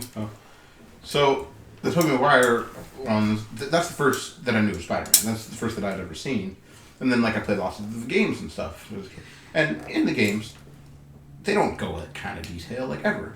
So until the Amazing Spider-Man, I had no concept of a device web shooter. And I was like, why are they ruining Spider-Man with this garbage? I was like, what is this? Like for media, like games are just expected to already have seen the movie, so Yeah. they don't really need to explain that to you. It makes sense. I mean, Yeah. also it wouldn't be fun in the video games to have to go get web fluid. Like that's not. Yeah, that'd be a terrible. would That'd be a really horrible good. game mechanic. That'd be something you'd put in the game if you were like, let's make sure nobody plays our fucking Spider-Man Because game. they can't just treat it like ammo, because it makes no sense to just have web shooters scattered around It everywhere. makes sense to have ammo scattered around everywhere either. Well, it does, like, if it's a, war game where you're shooting people and there's guns. Does it? Does it, Aaron? Alright, tell me about like riding boost while you're driving around your cars. It makes more Games are sense. terrible. Games? Fucking stupid. I Don't play agree. them. Don't play games. Oh no, see, I'm an avid gamer. I just agree that they make no sense. Are you an Redemption avid- 2? Nate's That an game that Undertale I've dumped That was 40 trash. hours into my life so far. Red Dead Redemption was Shit a garbage game. series. What? Nah, dude, Red Dead Redemption's great. Red Dead Revolver might be shit, but Red Dead Redemption 1, Red Dead Redemption Logan, what are 2, your thoughts on Red Dead Primarily Redemption? played Pretty on okay. Nightmare, and I was a bad Have you time played with them? that. No, I've heard a lot Red about Dead them. does Seen all the suck. memes. I am not a gamer. Just I've for actually- future Okay, me questions. neither. Like I am in no sense a game. The Yeah, closest. Eric and Logan, they ain't gamers. Yeah. They're lamers. If only that was the first time I'd heard that one. How many times? Maybe 25. Okay. You know what? 25 Like- people made that joke? It's not 25 people. It's like the same 25 5 people times making it total. 5 Oh, okay. times. The closest I've ever been to like the Red Dead Redemption was actually seeing the movie Shawshank Redemption, which is what I thought you were talking about at first. Ah. That's it. I mean, if there was a Shawshank Redemption video game, it'd suck. Logan, It'd be chipping away at a wall for 20 years. What's your favorite video game? Any wrestling game ever. Alright. The only games I've ever played. Alright. I've tried to be a gamer multiple times. I've actually tried to get into it. Like, I've tried to sit in front of a screen and play, and then, like, I either rage quit and then I don't come back to it, or I just get bored with it and I don't have the motivation to keep playing the That's- game. that's Because I don't me get too, anything generally. from the game. Other I than, can like, play other games points. with people, but when I'm by myself, I'm like, this is fun. Oh, yeah, No, and even when I I've play it with people, I'm the What? worst person at it, so... So I just bought the remastered version of Dark Souls Yeah. because I hate myself. I Huh. mean, it makes me want to kill myself. I've heard a lot about Dark Souls. I hear about all these different video games because all I hang out with are people that play video games. but I don't that's play good, with like, buy myself. the That's 'cause, like, remastered everybody Dark Souls plays if I video haven't games. fucking Yeah. played that like Like- 7 times. I mean, I've never beat it, so it was worth buying. But See, I'm like, I beat it like 7 times, but only on one character, so... Because you can go through it, you can do New Game Plus or whatever. I got remastered for Switch and I only got like 6 hours into it. Dark Souls more like suck bad. I don't know, it doesn't help that I got like 8 games when I got it. so yeah, I didn't like Red Dead Redemption. I really. I mean, that's fine. That game, those games are incredibly fucking monotonous. Did you like Grand Theft Auto, though? Not really. Oh, really? I fucking love Grand Theft Auto. Rockstar I was games I are... wasn't a big fan of Uncharted. The primary thing I didn't like with these games is that the control systems seemed really clunky, and it made for See, a really bad time. In Red Dead Redemption 2, the controls clunky as hell. See, that's that's what turned me off That from is the game, totally the 100%. worst part about that game. Besides the fact that you have to travel everywhere by a horseback, so Yeah. it takes like 9 years to fucking go 20 feet. You can't fast travel? Only if you ride all the way back to your camp and then fast travel, or ride to a stagecoach or train station. Okay, that's dumb, I think. You're dumb, I think. Yeah. There was actually a big debate probably 6-7 months ago. About Into the Spider-Verse? And No, about fast travel. We haven't even finished the debate on Into the Spider-Verse. No, yet. absolutely not. We're not even at the third. We're not even at the fourth Spidered Man. Let's just keep going with Spider-Verse. No, I like talking about video games. Fuck off, Eric. All right. Video games are like my favorite thing. Okay. Play the Kingdom Hearts games, any? Hell yeah. Hell yeah! Fucking, are you excited for Kingdom Hearts 3? I really need to replay some of them. The one that I remember the most, surprisingly, is like 365/2. See, okay, so... Which barely counts as a Kingdom Hearts game. I was gonna be like... Yeah, no. So I've played the other ones as well, but I just don't remember them very well. That's the one, for whatever reason, that's stuck in my brain, and I don't know why. I only ever got in the Kingdom Hearts series this year. I bought the Kingdom Hearts 1.5, 2.5 HD collection, which comes with KH1 to Birth by Sleep, Rechain of Memories, and then a movie of Recoded and a movie of 365/2. Those games are excellent games. Those movies are not excellent movies. 365/2 wasn't a great game either. Yeah, so back to Spider-Verse. Yes. I did buy a shirt after playing that game, though. It's got some of the nobodies on it. It's just a nobody. Which one? The one from 365. It's just a nobody. There's 13 from... Well, there's 14 from 365 over 2 days. No. Oh, Shion? No, the We'd nobody. have to cut all this. The fucking little black thing. No, you mean Heartless. I have that actually, too. No, you're right. No, this Kingdom Hearts discussion stays in. Okay. We don't cut anything in this podcast. So, we need that fucking viewer retention. I have the Heartless one. It's red. And then I have a blue one. That's the nobodies. Huh. And it's like a... I thought they It's were like a supposed to be weird longer than club an hour. skate None of the ones I kind of saw were longer than Oh, an okay, hour. yeah. Episode 5 was like 2 hours because that's what We did one where we watched all 3 Iron Man movies. And we're then so did- fucking exasperated. And then did all 3 Iron Man movies in one podcast. And that podcast, I haven't listened to it yet, but like I listened to like 20 minutes of it, and I just skipped like right towards like near the end. And Jesus Christ, we sound like we're gonna die. I'm on the floor like 10 minutes into that podcast. Like these podcasts can be as meandering That as was- okay. whatever. We don't have an audience. It doesn't matter what we do. So, then when we're talking about video games... Well, I think you guys have dozens of viewers, you know, Yeah. on YouTube. So there are some people that are listening. You can't Yeah, but count like them. at Michael's a least listener. 8 of those views Michael are Haynes? like me. No, Michael Haynes. Like Michael Haynes listens. Yeah, he's a listener. He's a subscriber. Oh, cool. Hey, Michael. Shout out to you. yeah, shout out to you, Michael Haynes. I've never met you. I don't know if I ever want to meet you. I'm sure you're a fine guy, but like now that you're a listener, who knows? You might try to kill me for my opinions. Yeah. But I mean, kudos to you for always listening to us, and also kudos to you if you actually made it this far. In Yeah, the fucking video. listen to every podcast and share them on every social media, and also please don't kill me. Yeah. That's all I ask. So Spider-Man. Spider-Man! Spider-Man. Yeah, so they escape Alchemax. Yes. That's where we're at. We get Let's speed along a little bit through this. they decide to go to. Well, no, we're actually about to hit the part where the plot really starts rolling. And Yeah. we can bang out stuff. Yeah. Yeah. Did you brain die? No, I just decided to stop. I had something to say, and then I was like, "You guys don't deserve it." Okay, but They go to Aunt May's, and Yeah. we have a really nice touching moment between Peter B. Parker and the Aunt May of Peter Parker. mhm. You totally skipped the entire deal on the train. And they left, and they flirted, and it doesn't matter. Yeah.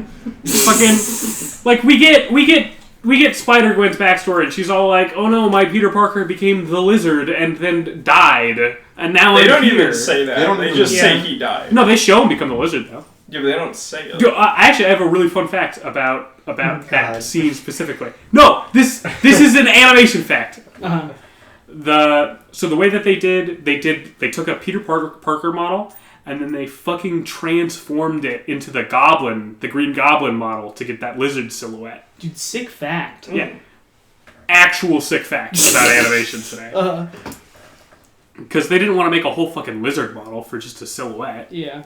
But they're on the train. Miles and Gwen like flirt/talk a bit and get a little friendly, and you learn Gwen's backstory. And then they go to Aunt May's, and Aunt May's like, "You guys aren't the first people spider people who got here. Here's all the other spider people in this film. In this Look fucking at our spider Look, lair. the spiders!" And then Spider-Man Noir comes down, and he's Spider-Man. We should mention Noir. they go out to a back shed for all of this that turns into like a secret lair. Yeah, and like a cool secret lair too. It's like a fucking like real sick one. Deadbeat Peter Parker, so all like, "Oh man, my secret lair is so cool, just like this one.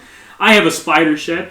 And then they open the spider shed, and he just gets sad. You ever think about what kind of audience we're garnering with this podcast? What kind of people are listening to So you want to talk the actual audience that we're gunning for?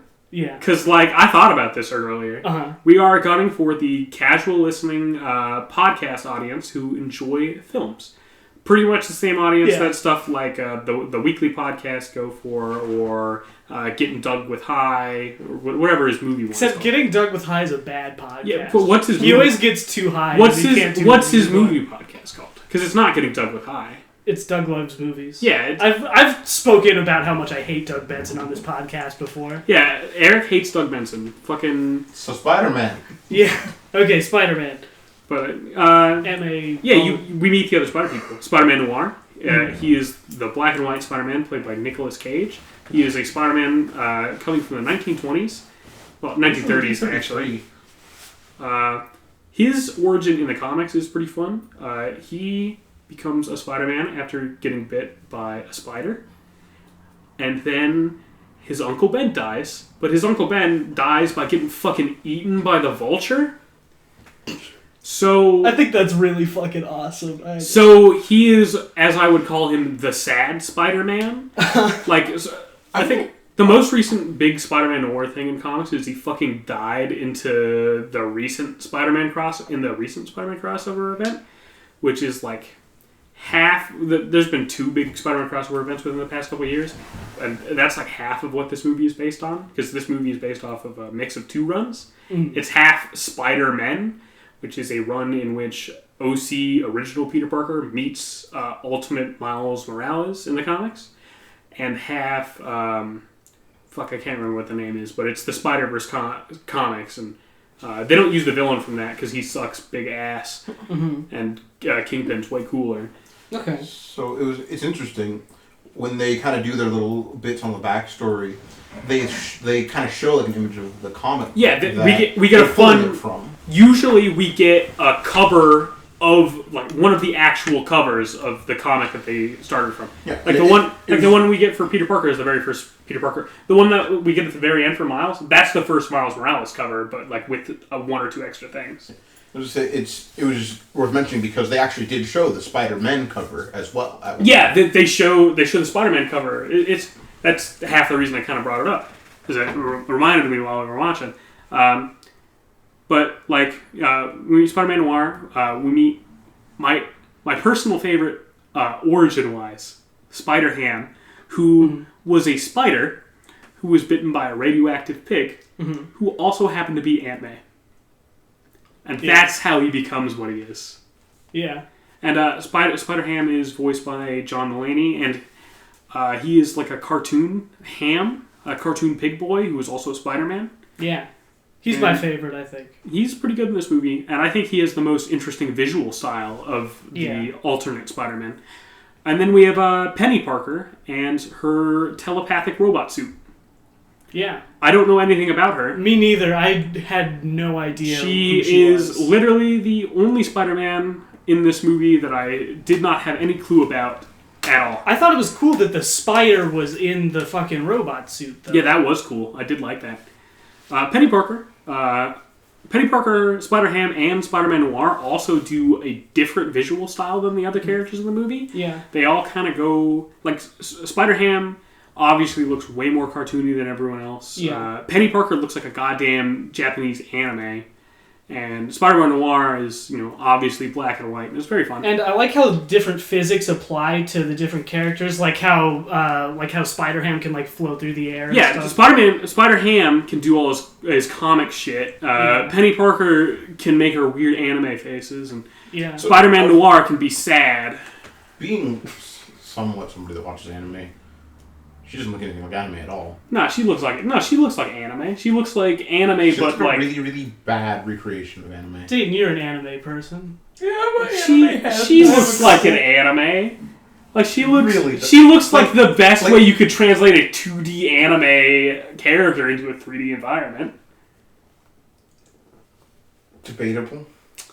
Who's better? Yeah. You got something for me here? Were you gonna bring up the Popeye shit that Gendy tried to do? Guess what? That's dead. sad. Man. Honestly, yeah, and that's also Sony. So fuck Sony. Well, I was just saying it doesn't have really any of the same art style that a lot of bigger animation studios for specifically anime use. You can tell obviously that's what they're going for. Oh yeah, it's obviously but not it's like a perfect rendition of an anime character. It's But being someone that watched anime, it made me kind of cringe because I was like, especially for people who don't watch anime, like that's really just not what it looks like at all. But like also, it has to fit within the visual language of the film. Yeah. And But they basically, all I'm trying to say is it's really not a super accurate representation. Yeah, but it's what they're going for. It's super fun for what It's they do. readable though, like you can read it. It's like, oh, that's an anime character. Yeah, any average moviegoer can go, oh, that's an anime character, which is like a hell of a lot better than you'll get in most other places. Yeah. Like you walk into you walk into the fucking Battle Angel Lolita movie, you're not gonna go, that's an anime character. You can go, that's a fucking that's a freak with big eyes. I don't know what you're talking about. I know. You guys haven't seen the Battle Angel Lolita trailer? Yeah, No idea. It's Okay, fun. so you guys know who? You guys know the guy who directed the Spy Kids movies? Yeah? Yeah. Yeah, Fucking he's- Robert Rodriguez? Robert Rodriguez. He's directing an anime live action adaptation Oh shit, the girl with the fucking fuck eyes? The with the huge eyes. Yeah, that's what I'm talking about. gross. The fuck I'm sorry. I have no idea. It's I couldn't think of anything else. it's Battle Angel Lolita is an anime about robots that fight. She looks disgusting though. Like, And Robert Rodriguez is doing a live action remake of it. But like he still gave the You main mean Battle Angel? Oh, never mind. it's like Battle Angel something. Okay. Battle Angel Alita. There we go. mm. But she's got It fucking just means something real different. Spider-Man. Spider-Man. Oh, that's real weird. Are you looking at the eyes? Yeah. Yeah. So like compare that to Penny Parker. Ugh. But Okay, so they're back at the This is a secret. bad time. yeah, they're all at the And, secret lair, and you get some nice character moments. You get some nice trust building between the team. You get all their introductions and such, and you get all their you get a really really brief version of all their origins because it doesn't fucking matter because we all know what it is. Yeah. The three other Spider-Verse characters are kind of just window dressing. I mean, they're there. They're there and they have bits, but they are definitely not the main focus of the film. They're sort of like the side characters in The Office. Like Yeah. they're always there, but they only contribute. Like, They're there for jokes and bits, but they're not really there to have any huge major character moments. yeah, because that would have been like if you wanted to have them all to have their own separate arcs. Like that would have been fucking forever. That would have been a 2.5 hour Yeah. movie. But, Which would not work for a kids movie. But they get together, and honestly, this movie is mostly a Miles movie. Yeah. Like, all of the main character development is his.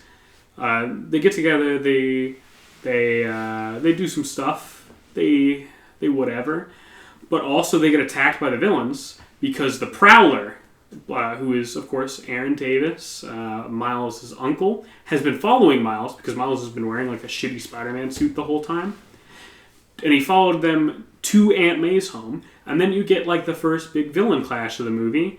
You get the Prowler, you get fucking the Scorpion, whose design is super cool. Though the way that they fucking the fact that he actually gets like weird robot legs, that's like awesome. Yeah. Tombstone, he's in this. He's okay. He's a guy. He's like barely in this though. It Yeah. just looks like a really cheap Colossus. No, Tombstone looks like a really thin Solomon Grundy. I thought he was evil Iceman when he first appeared on screen. What? But like with guns. Who's Evil Iceman? No, I just Iceman. thought he was Iceman but evil. There's also not in this scene, but it's later. There's the briefest mention of Hammerhead, which is another crazy Spider-Man pull. Hammerhead is Tombstone, but instead of being weird and gray, he is normal and his head is larger. Okay. Not joking. That's I fucking love hammerhead sharks, dude. They're my favorite sharks. You get some more Doc Ock stuff. You know, it's Fun fun. fact about It's me. good. Oh, here's something I want to talk about. It's lore building. Let's talk about the Prowler for a second, and Okay. let's talk about how fucking good the audio cues for the Prowler are. The fucking I didn't notice that. You didn't notice the music cue that they gave him, No. like the horror movie music cue they fucking gave him. I did not notice that. It's like that. It was honestly my favorite part of the film. Oh, okay. The Prowler has such an excellent music cue to go with him, and he is presented as such an almost unstoppable villain up until he gets revealed. Well, and we should talk about also, like, I really liked him just as the uncle. Oh, as the uncle, he's very fun. He's sweet to Miles. He's obviously looking out, for his best. Yeah. And it's nice.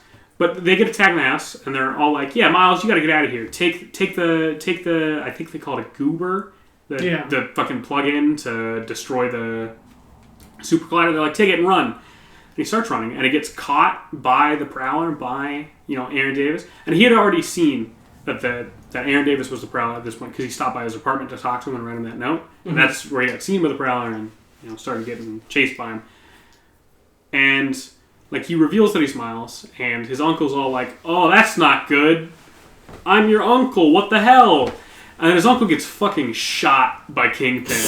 Yeah. And honestly, it's awesome. Yeah, I was also not expecting That goes pretty so hard. many people in this That goes movie. pretty fucking hard for a kids movie. I felt like that was predictable, him getting shot, because as soon as they were like, "Hey, it's his uncle," I was like, "Well, everyone's uncle dies." Yeah. Oh yeah, it was like as soon as he took off the mask, I knew he was gonna die. But the thing is, the Prowler is usually one of Miles Morales' main enemies in the comics because he's just been around for fucking forever. Mm-hmm. So, at least I wasn't expecting the Prowler to die until it got revealed, until he took the mask off, and I was like, "Oh, this motherfucker's dead." But he gets shot by Kingpin, and Miles Morales gives his Uncle Ben moment with Aaron, and it's honestly incredibly touching and nice and sweet, and it leads to leads to him having a really a breakdown in character growth.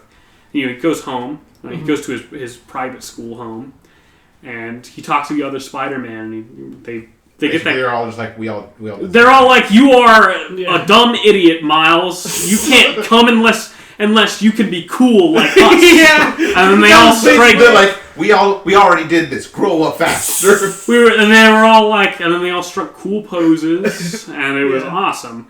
But you get some more touching moments between Peter Parker and Miles, and then you get a really, really sweet moment between Miles and his dad. When he's all tied up? Yeah, so Miles ends up all tied up by Peter Parker, bondage style in his webbing. Yeah. If you're into rap fetish, WRAP rap fetish, then this movie's for you. That's exactly what I was thinking when I saw that. Because my brain is ruined.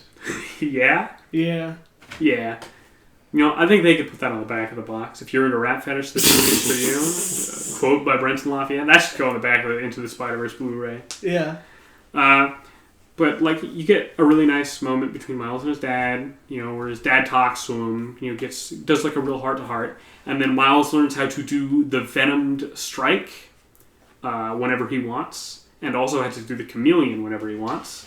So, on that note, I felt like going to the second half of the movie, he suddenly gained way too much control and way too much confidence way too fast. So, because he literally went from very true. He literally went from crying to I can do anything. I'm the cool guy now. Oh yeah, and just a little nitpick, he suddenly has his own custom-made costume like a matter of 10 minutes. Well, to be fair, you do see him really start to make that. But they're in the battle scene, and like they literally went right off from his dorm room to the battle scene, and so like it didn't take them very long to get there, and so even like 10 minutes is like too generous. It took him like that to make that costume. You can, and then he's suddenly confident. To me, it looks like he just really. That's actually a good point. To me, it looks like he just like spray painted the costume he had. Yeah, really. well, I Which guess. I mean, yeah, like your point is still very valid. So here's how I think it kind of went. I think there happened to be a Miles-sized Spider-Man suit in that spider shed, because Peter Parker had obviously been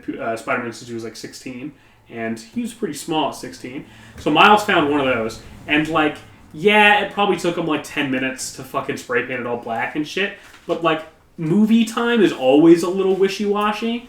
Like, if you ever, like, a minute movie time is like 10 minutes. Yeah. Also, I think that him getting good at his powers all of a sudden really fits with like the theme of the movie, or at least one of the theme that they were going for, like in that instance of like taking a leap of faith or whatever. But it is a little bit ridiculous. It was. So I think it would have been better. So like, I think it would have been better if it wasn't Venom Strike, but maybe Chameleon that he had to take the leap of faith for. Yeah. I think it would have been a lot more interesting if he had overcome his powers, trying to get into the thing to help them destroy the soup or whatever. Yeah. Or even showing him like just trying like a couple of times and failing getting it down would be fine. But he legitimately goes like, my eyes open a little bit wider, boom, full control, do whatever I want. I think there was some stuff that was cut for time. Yeah, definitely. But like, honestly, it doesn't negatively mar the pacing of this film in any like real way. Yeah, it's not a big thing. It just made it feel a little odd. I think it not majorly. It's a very small nitpick that where you go like, that could have maybe had could have like been better, but I don't mind 2 or 3 extra minutes here. But like, it's whatever. But all the Spider people that aren't the Miles, because Miles goes back to the Spider Shed to see them and talk to May, and she gives them web shooters. She's all like, I made these, they're cool. And I'm like, haha, May, ha, you're dead. Most continuities. Yeah. May, I thought, was portrayed as kind of a badass in this film. Like, she is great in this movie.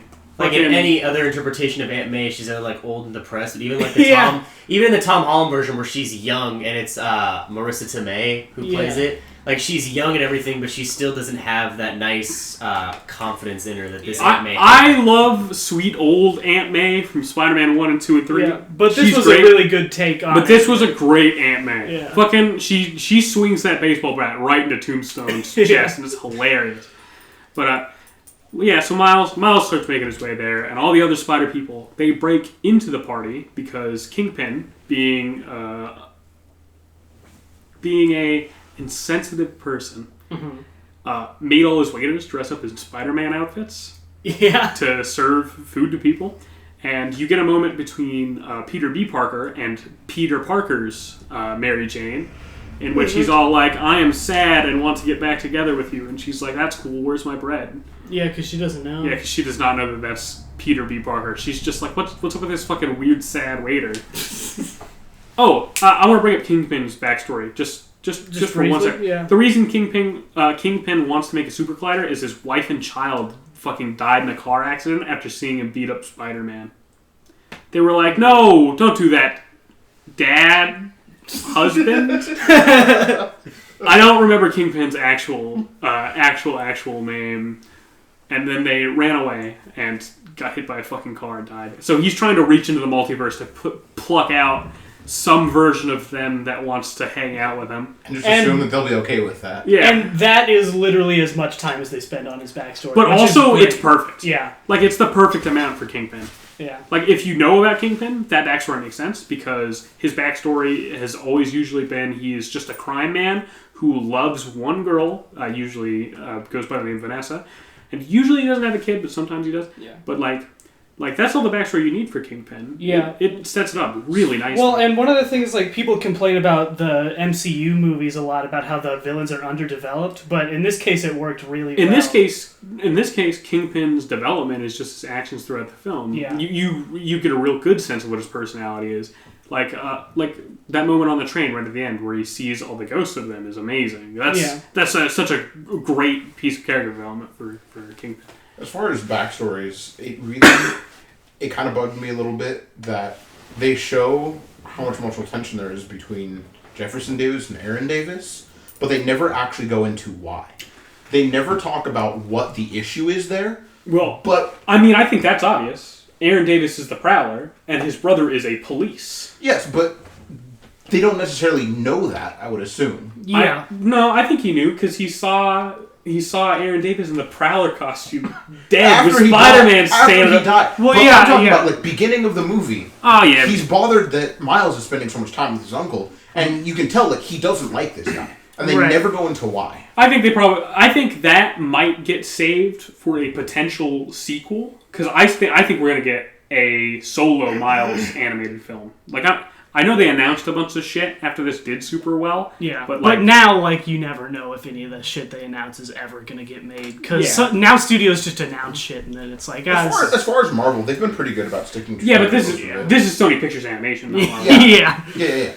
But like I definitely think we're gonna get a solo Miles movie that's animated. We'll probably get some more. Because I think even though the Prowler's dead, I think there's a chance he comes back. I think we get a Prowler 2 or something like that. Well, do you think that maybe this movie was kind of lightning in a bottle and they just won't be able to recreate this again? Maybe, but also, like, if they get a good director that knows how to work with animation and also good writers, it could be good again. Because I think, like, one of the things about this movie is just the novelty of it, because, like, there hasn't really been anything like this exactly. Yeah, there hasn't. Well, there's The Incredibles. Yeah, but that's a very different stylistically and everything. I don't know. They're both animated superhero films. Yeah, I guess. Man, it really fucking sucks that The Incredibles 2 came out this year because, like, that was, like, my favorite animated film of the year. But now Into the Spiderverse, goddamn. Yeah. But so they're at the party. They go down the elevator to the Super Collider. They're getting ready to shut it off. They have villain fights. Miles shows up. Everybody's like, yeah! All the spider people get like one or two bits where they win the fight against who they were fighting, such as the Scorpion or like Noir fights fucking Hammerhead. Yeah. And that's cool because it's like a fisticuffs fight and fucking Penny Parker and Spider-Ham fight the Scorpion. Wait, did you say fight Hammerhead? Yeah, Tombstone. Like, they're the same character. Wait a second. The only difference is the size of the head and the skin color. I was thinking of later on when Spider-Ham pulls out the hammer to give to Miles. But, Penny Parker's robot also gets destroyed, and she gets sad. Yeah. I didn't understand why she was so sad about that when the friend of hers is actually because her father made that robot. That was unclear to me. But I think they just breezed through that. It literally happens in the origin story, like, joke bit, where she's her father made that robot, and that spider that was telepathically her friend, that's also the spider that bit her to give her powers. So yeah, I knew that much about the spider. I missed the part about the father and the robot. I was kind of like, build another one? No, that's what I thought too, and I knew that her father made that robot. I was like, that's fucking stupid. Dead. It's a robot. You can take that robot carcass with you. Granted, the wonderful Spider-Man trading cards that we've been given by the movie theater. Oh. On the back, it does mention that she lives inside that robot. Let's talk about these Spider-Man trading cards. Let me see if I can find mine. Yeah, I want to know why I was left out and never given a Spider-Man trading card. They gave us... Where the fuck am I going? I got some, but I lost them somehow. They gave us fucking Spider-Man trading cards at the theater. Here they are. I got fucking... We got the same ones. Yeah. I got Penny Parker, the Scorpion, and Spider-Gwen. Mine's still sealed. Oh, Whoa! you know why I didn't Open it up. Let's live unboxing. Wait, did you guys pay for your tickets through the ticket machine or through an actual clerk? Through an actual clerk. Okay, I swiped my card in the machine. That makes sense why I never received any trading cards Damn. upon purchase. So what you got, Dayton? What trading cards? Which one, but it's the same ones. No, I got different ones when I had them. This is the most exciting unboxing. Yeah, he had like of the all Scorpion, Miles Morales. I had Green and- Goblin. Oh yeah. I don't care about any of this. Well, also he lost them, so it's not like. To be honest, Nate. I mean, Miles is cool, but time. Okay, I got Miles, the Scorpion, and there's a secret third one, the Green Gobbo. Well, Gobbo. nothing Yeah. fun. Gobbo, short for Gobbo. All right. Yeah, I didn't get Tombstone. Let's the central get to the character end. of Let's the yeah, movie. we're at the end. Yeah. You know, as I said, once you get past Alchemax, it's just like the very end, really. Yeah. Unless you want to fucking go through joke by joke, that'd be insane. the movie was paced well. But if you like actually wrote the plot down on paper, it would look spaced, like it was really odd. Yeah, if you were to write down the plot, it looked like almost nothing happens, and then everything happens. Yeah, I feel like it's one of those things. The movie plot itself, writing down on paper, is actually really confusing if you read, because it needs to have. I'm glad that they didn't have everything all at once. Like they introduced the older Peter Parker, and then they brought in, even though they were kind of all in the same scene, they felt one at a time still. That they did that really well. Yeah. I The still feel pacing like- of introducing new spot. It went 1, 2, and then like 1, 2, 3, 4. And also, just like for a children's movie, at least, it felt like you still really had to pay attention to actually understand everything. Yeah, 'Cause yeah. if I didn't pay 100% attention, I would have walked out. There's with a of lot that questions. happens in this movie. Like, it reminded me in some ways of like a children's movie version of that movie Inception. You guys ever seen that movie? Yeah. About lucid dreaming, where you I have to really watch need it to rewatch 2 it or 3 because- times to actually understand it. I watched it once, and it was after having gone 48 hours without sleep, and I remember just being the most confused person as I collapsed on the No, yeah, ground. we watched it in psychology, and like my friend had to write it down as like we were watching it and give me a detailed visual representation of what was happening in the I don't movie know, and how it's- confusing it was. Inception isn't that confusing. They just Well, it's they, like- they Haven't go slept to yet. It's they towards the go to end. sleep, and then they go to sleep another level, and then they go to sleep one more level, and then they fucking die, so they get shoved to the 4th level, That's what I'm saying.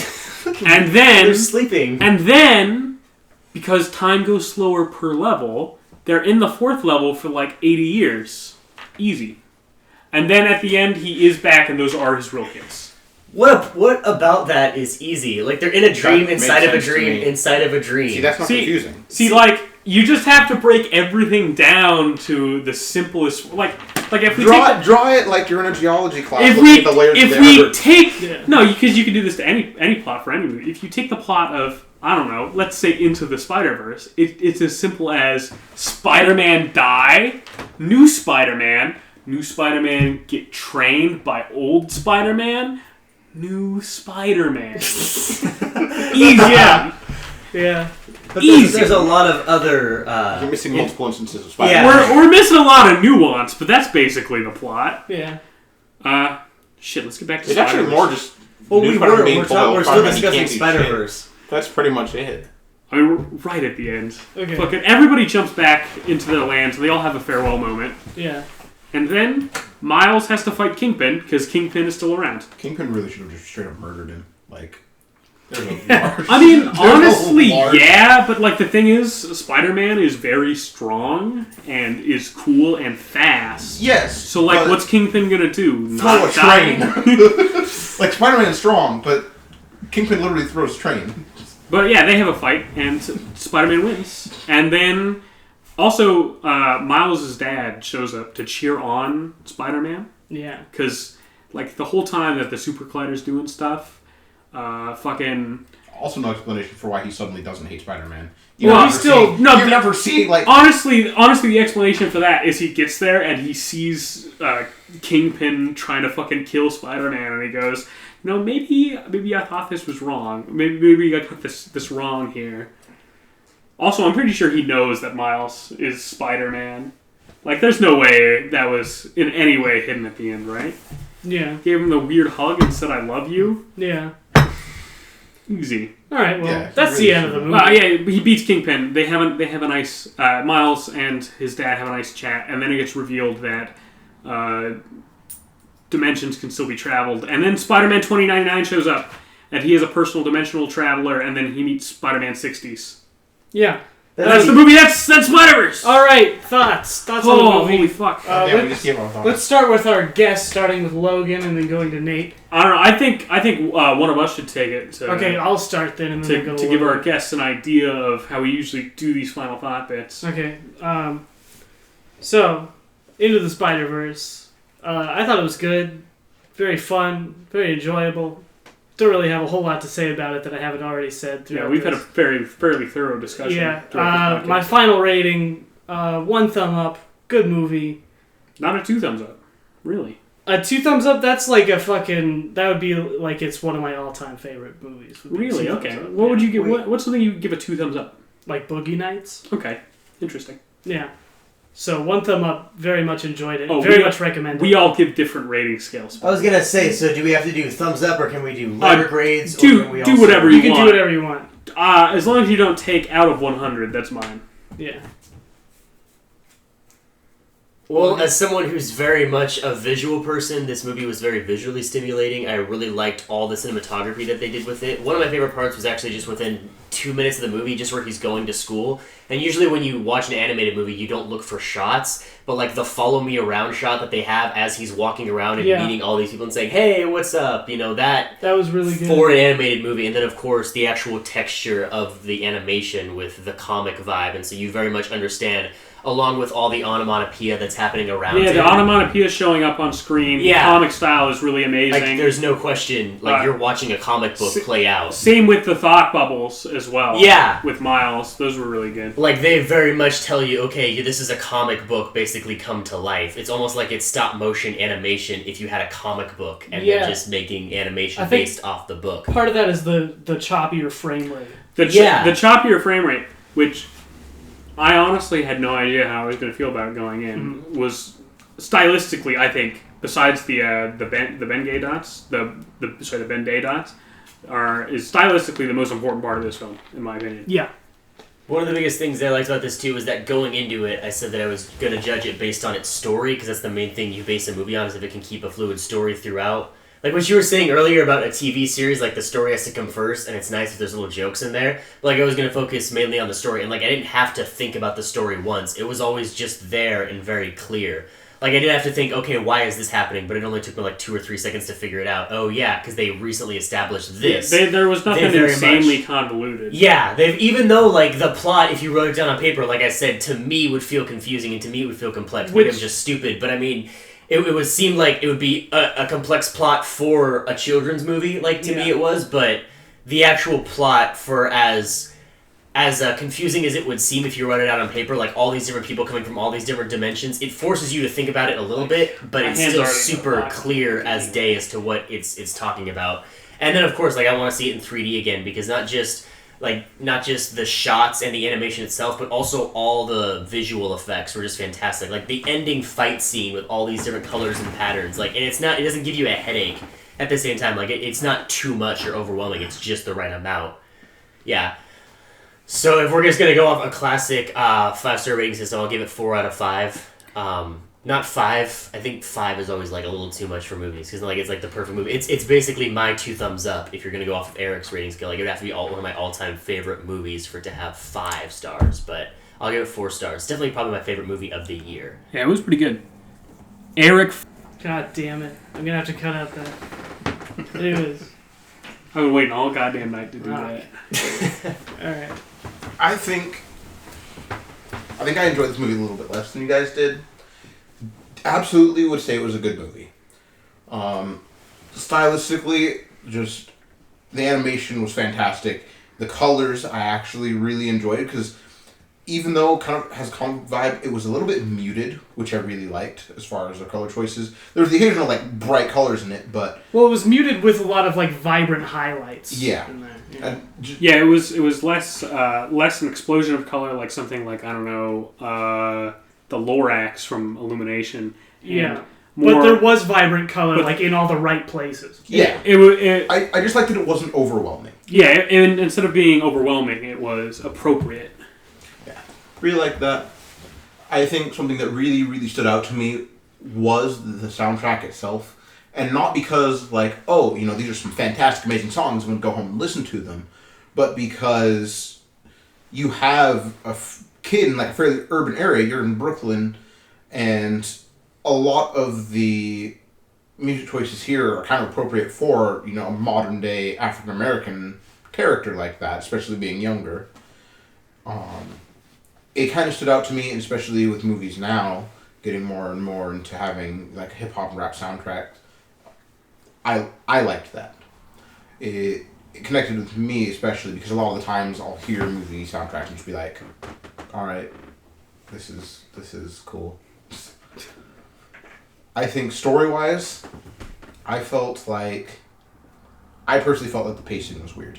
I don't think it was bad, but there's a few things that really kind of bothered me about it. Would you say it kind of starts and stops? No, it's more like it has a good pacing for the first half, and then the second half, it doesn't feel rushed, but it feels like the pacing increased and maybe a little bit too much. Okay. Like, you have a really, really good flow of events going on, and you hit about that halfway mark, and suddenly there's a bunch of stuff happening, and it's all clear, it's not confusing, but you suddenly crammed in so much stuff that I feel like could have been spread out better over the entire movie, so you can go into a little bit more detail with things. Yeah. It's like they wanted to spend a lot of time on the ins and outs, and then suddenly just, boom, here's the rest of your plot. Deal with it. Right. And that vibe kind of threw me off. I'm not a big animated movie fan, so I may be a little biased there, but overall, I mean, I enjoyed the movie. It's definitely something that I would, you know, watch again with somebody, but I've definitely seen a few movies recently that I think stood out to me a lot more. So, as far as a rating, on like a kind of a letter grade scale, I'd give it like probably a B, not quite a B plus, but close. Okay. I really enjoy that, like, no one has ever had the same rating scale in this. Like, we haven't had a stars yet. Logan was the first of those, I think. Unless Dayton did stars for the racial divide, but I don't think so. He did out of 4 stars. Fucking Roger Ebert. Yeah, this is my Roger Ebert We tribute. got fucking letter grades now. Alex does 1 number plus decimal. Yeah, I'm an editor on RogerEbert.com. Whatever. Oh, Alex just got back to me. He gave me his rating for Into the Spiderverse. He gives it 8.5 out of 10. All right. Date? Well, wait, what was your... let Dane go first. I'll go last. Okay. There's a lot of things I've been known as throughout the many moons that have passed Such since as? my birth. Yeah. Name I've one. been known as Nero, Yeah. John F. Kennedy. Not the real people, but just the liking of. But the one thing that will always stick throughout people's minds is that I have always been the #1 fan of the Toei Spider-Man series. And as a a Toei Spider-Man head, very disappointed that we don't have him appearing in this film. So I'm going to have to give it a 0 out of 10 toes. That is my new rating system. I'm basing it off of the number of toes on my feet. I have fully grown feet. I'm not like a 4-year-old with 3 toes. Yeah. Oh man, that would really suck if like you grew your toes as you grew up.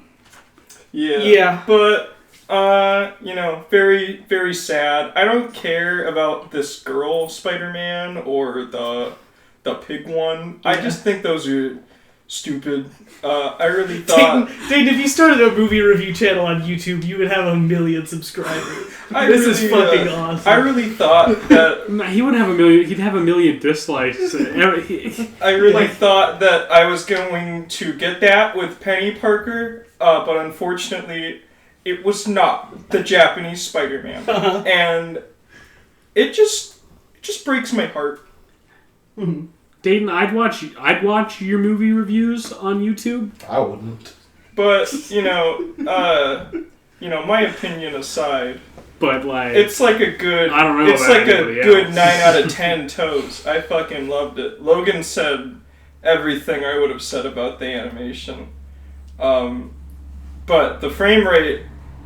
It was kind of inconsistent, actually. I was gonna say because there's a few times where it is like not choppy at all. Yeah. Like there's one scene where I think he walks onto a rooftop and it is smooth. I remember that stuck out in my head. Okay, I didn't notice that. That's like not really anything that like dampens the movie for me. Yeah. It's been a really good year for animated movies, and I can't say that for a lot of the past couple of years. What the fuck else has come out this year? Isle of Dogs. Isle of Dogs, yeah. Incredibles 2, Hotel Transylvania 3, which I heard was actually pretty decent. Well, I mean, all the Hotel Transylvanias are decent because they're all done by Gendy. Yeah. But Adam Sandler. Gendy Tartakovsky. Yeah, but like Gendy's animation talents far outweigh Adam Sandler's real life badness. Yeah. Gendy Tartakovsky did Samurai Jack.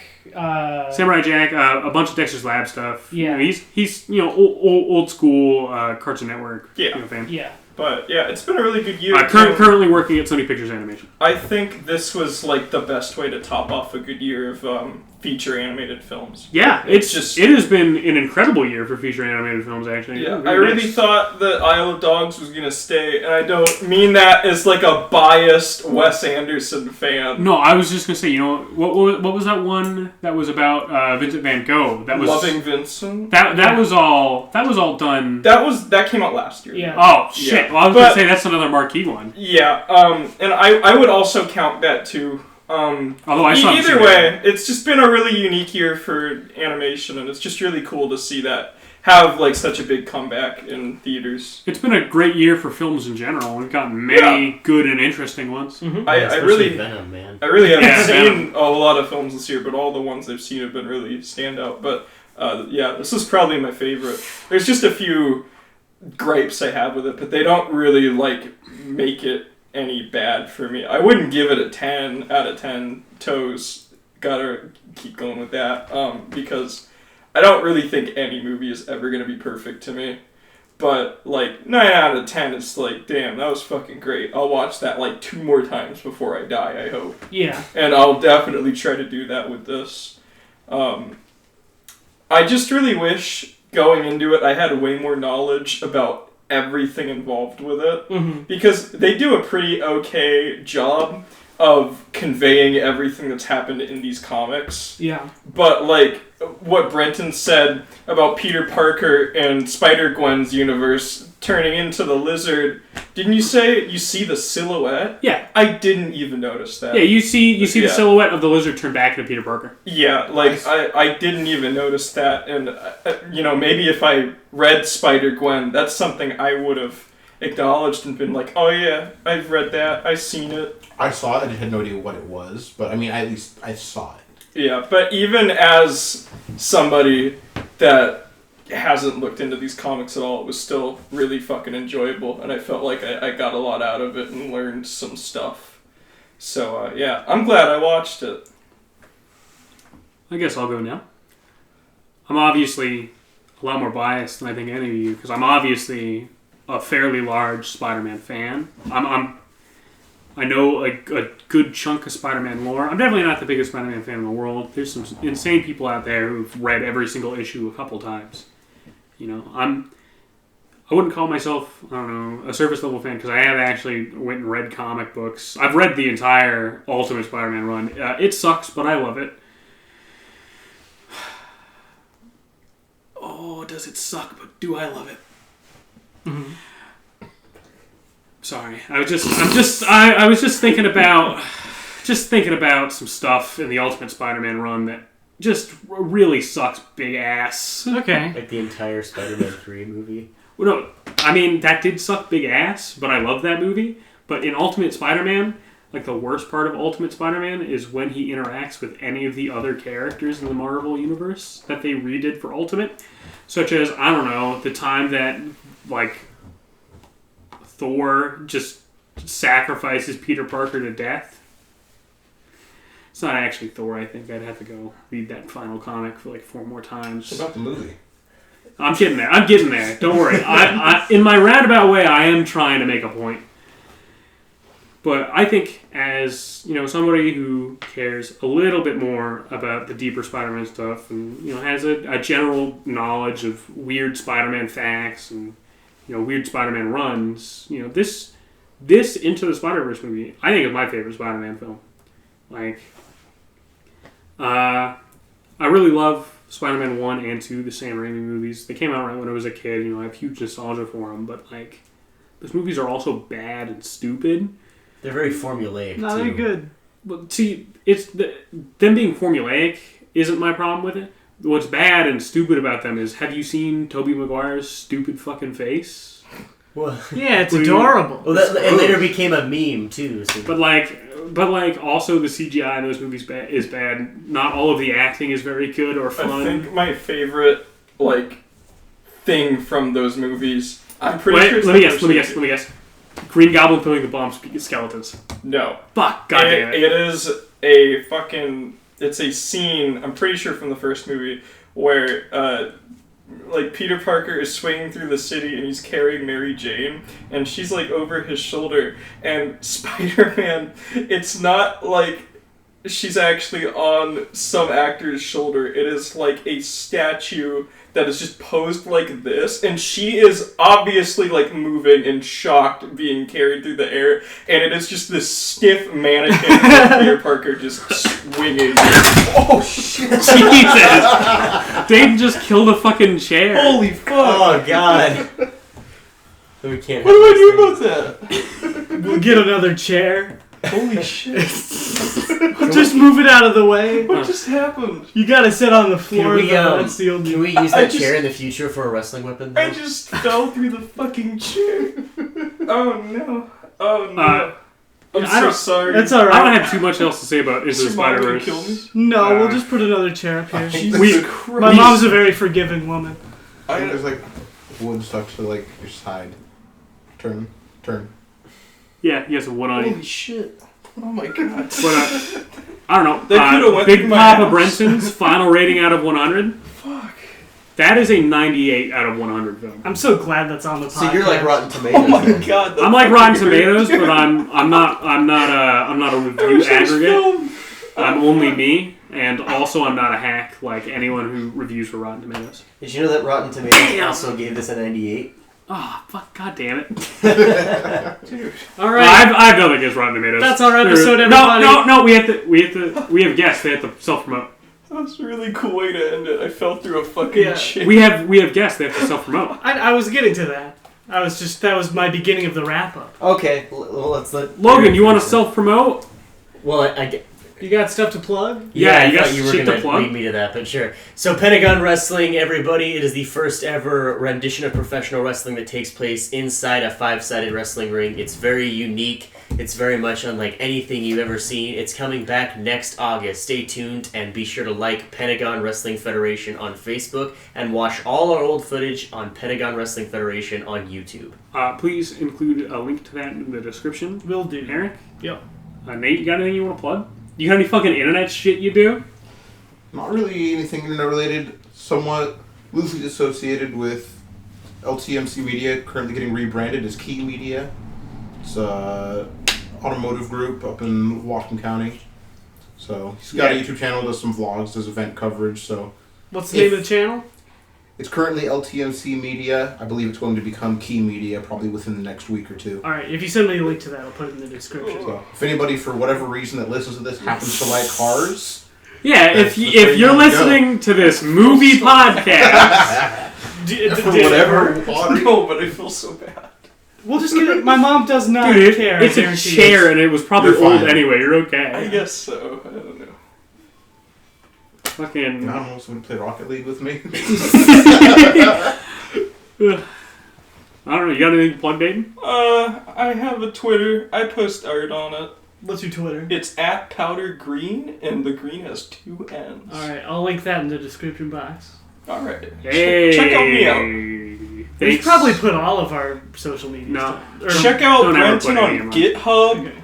Yeah, check me out on GitHub. Check me out on Pornhub. Check He me out. makes Persona 5 Persona Fusion guides. It's pretty dope. Nah, so... Oh yeah, check out Ireland on Pornhub as well. Yeah, the 3-hour jack offer. I said GitHub. You guys are twisting my words. Thanks for listening to the 8 Eyes on 3 Guys podcast. I'm sorry that there's no questions to answer today, because, I mean, there's no questions on any of the old videos yet anyway, so... And I'm sorry I fell through a chair. Yeah. I'm not sorry that Dave fell through a chair. We're just sorry you didn't get to see it. Yeah, honestly, we're just sorry that it wasn't filmed. That would have been really funny. That would have been really good. All right, audience. Thanks, guys. Bye. See ya.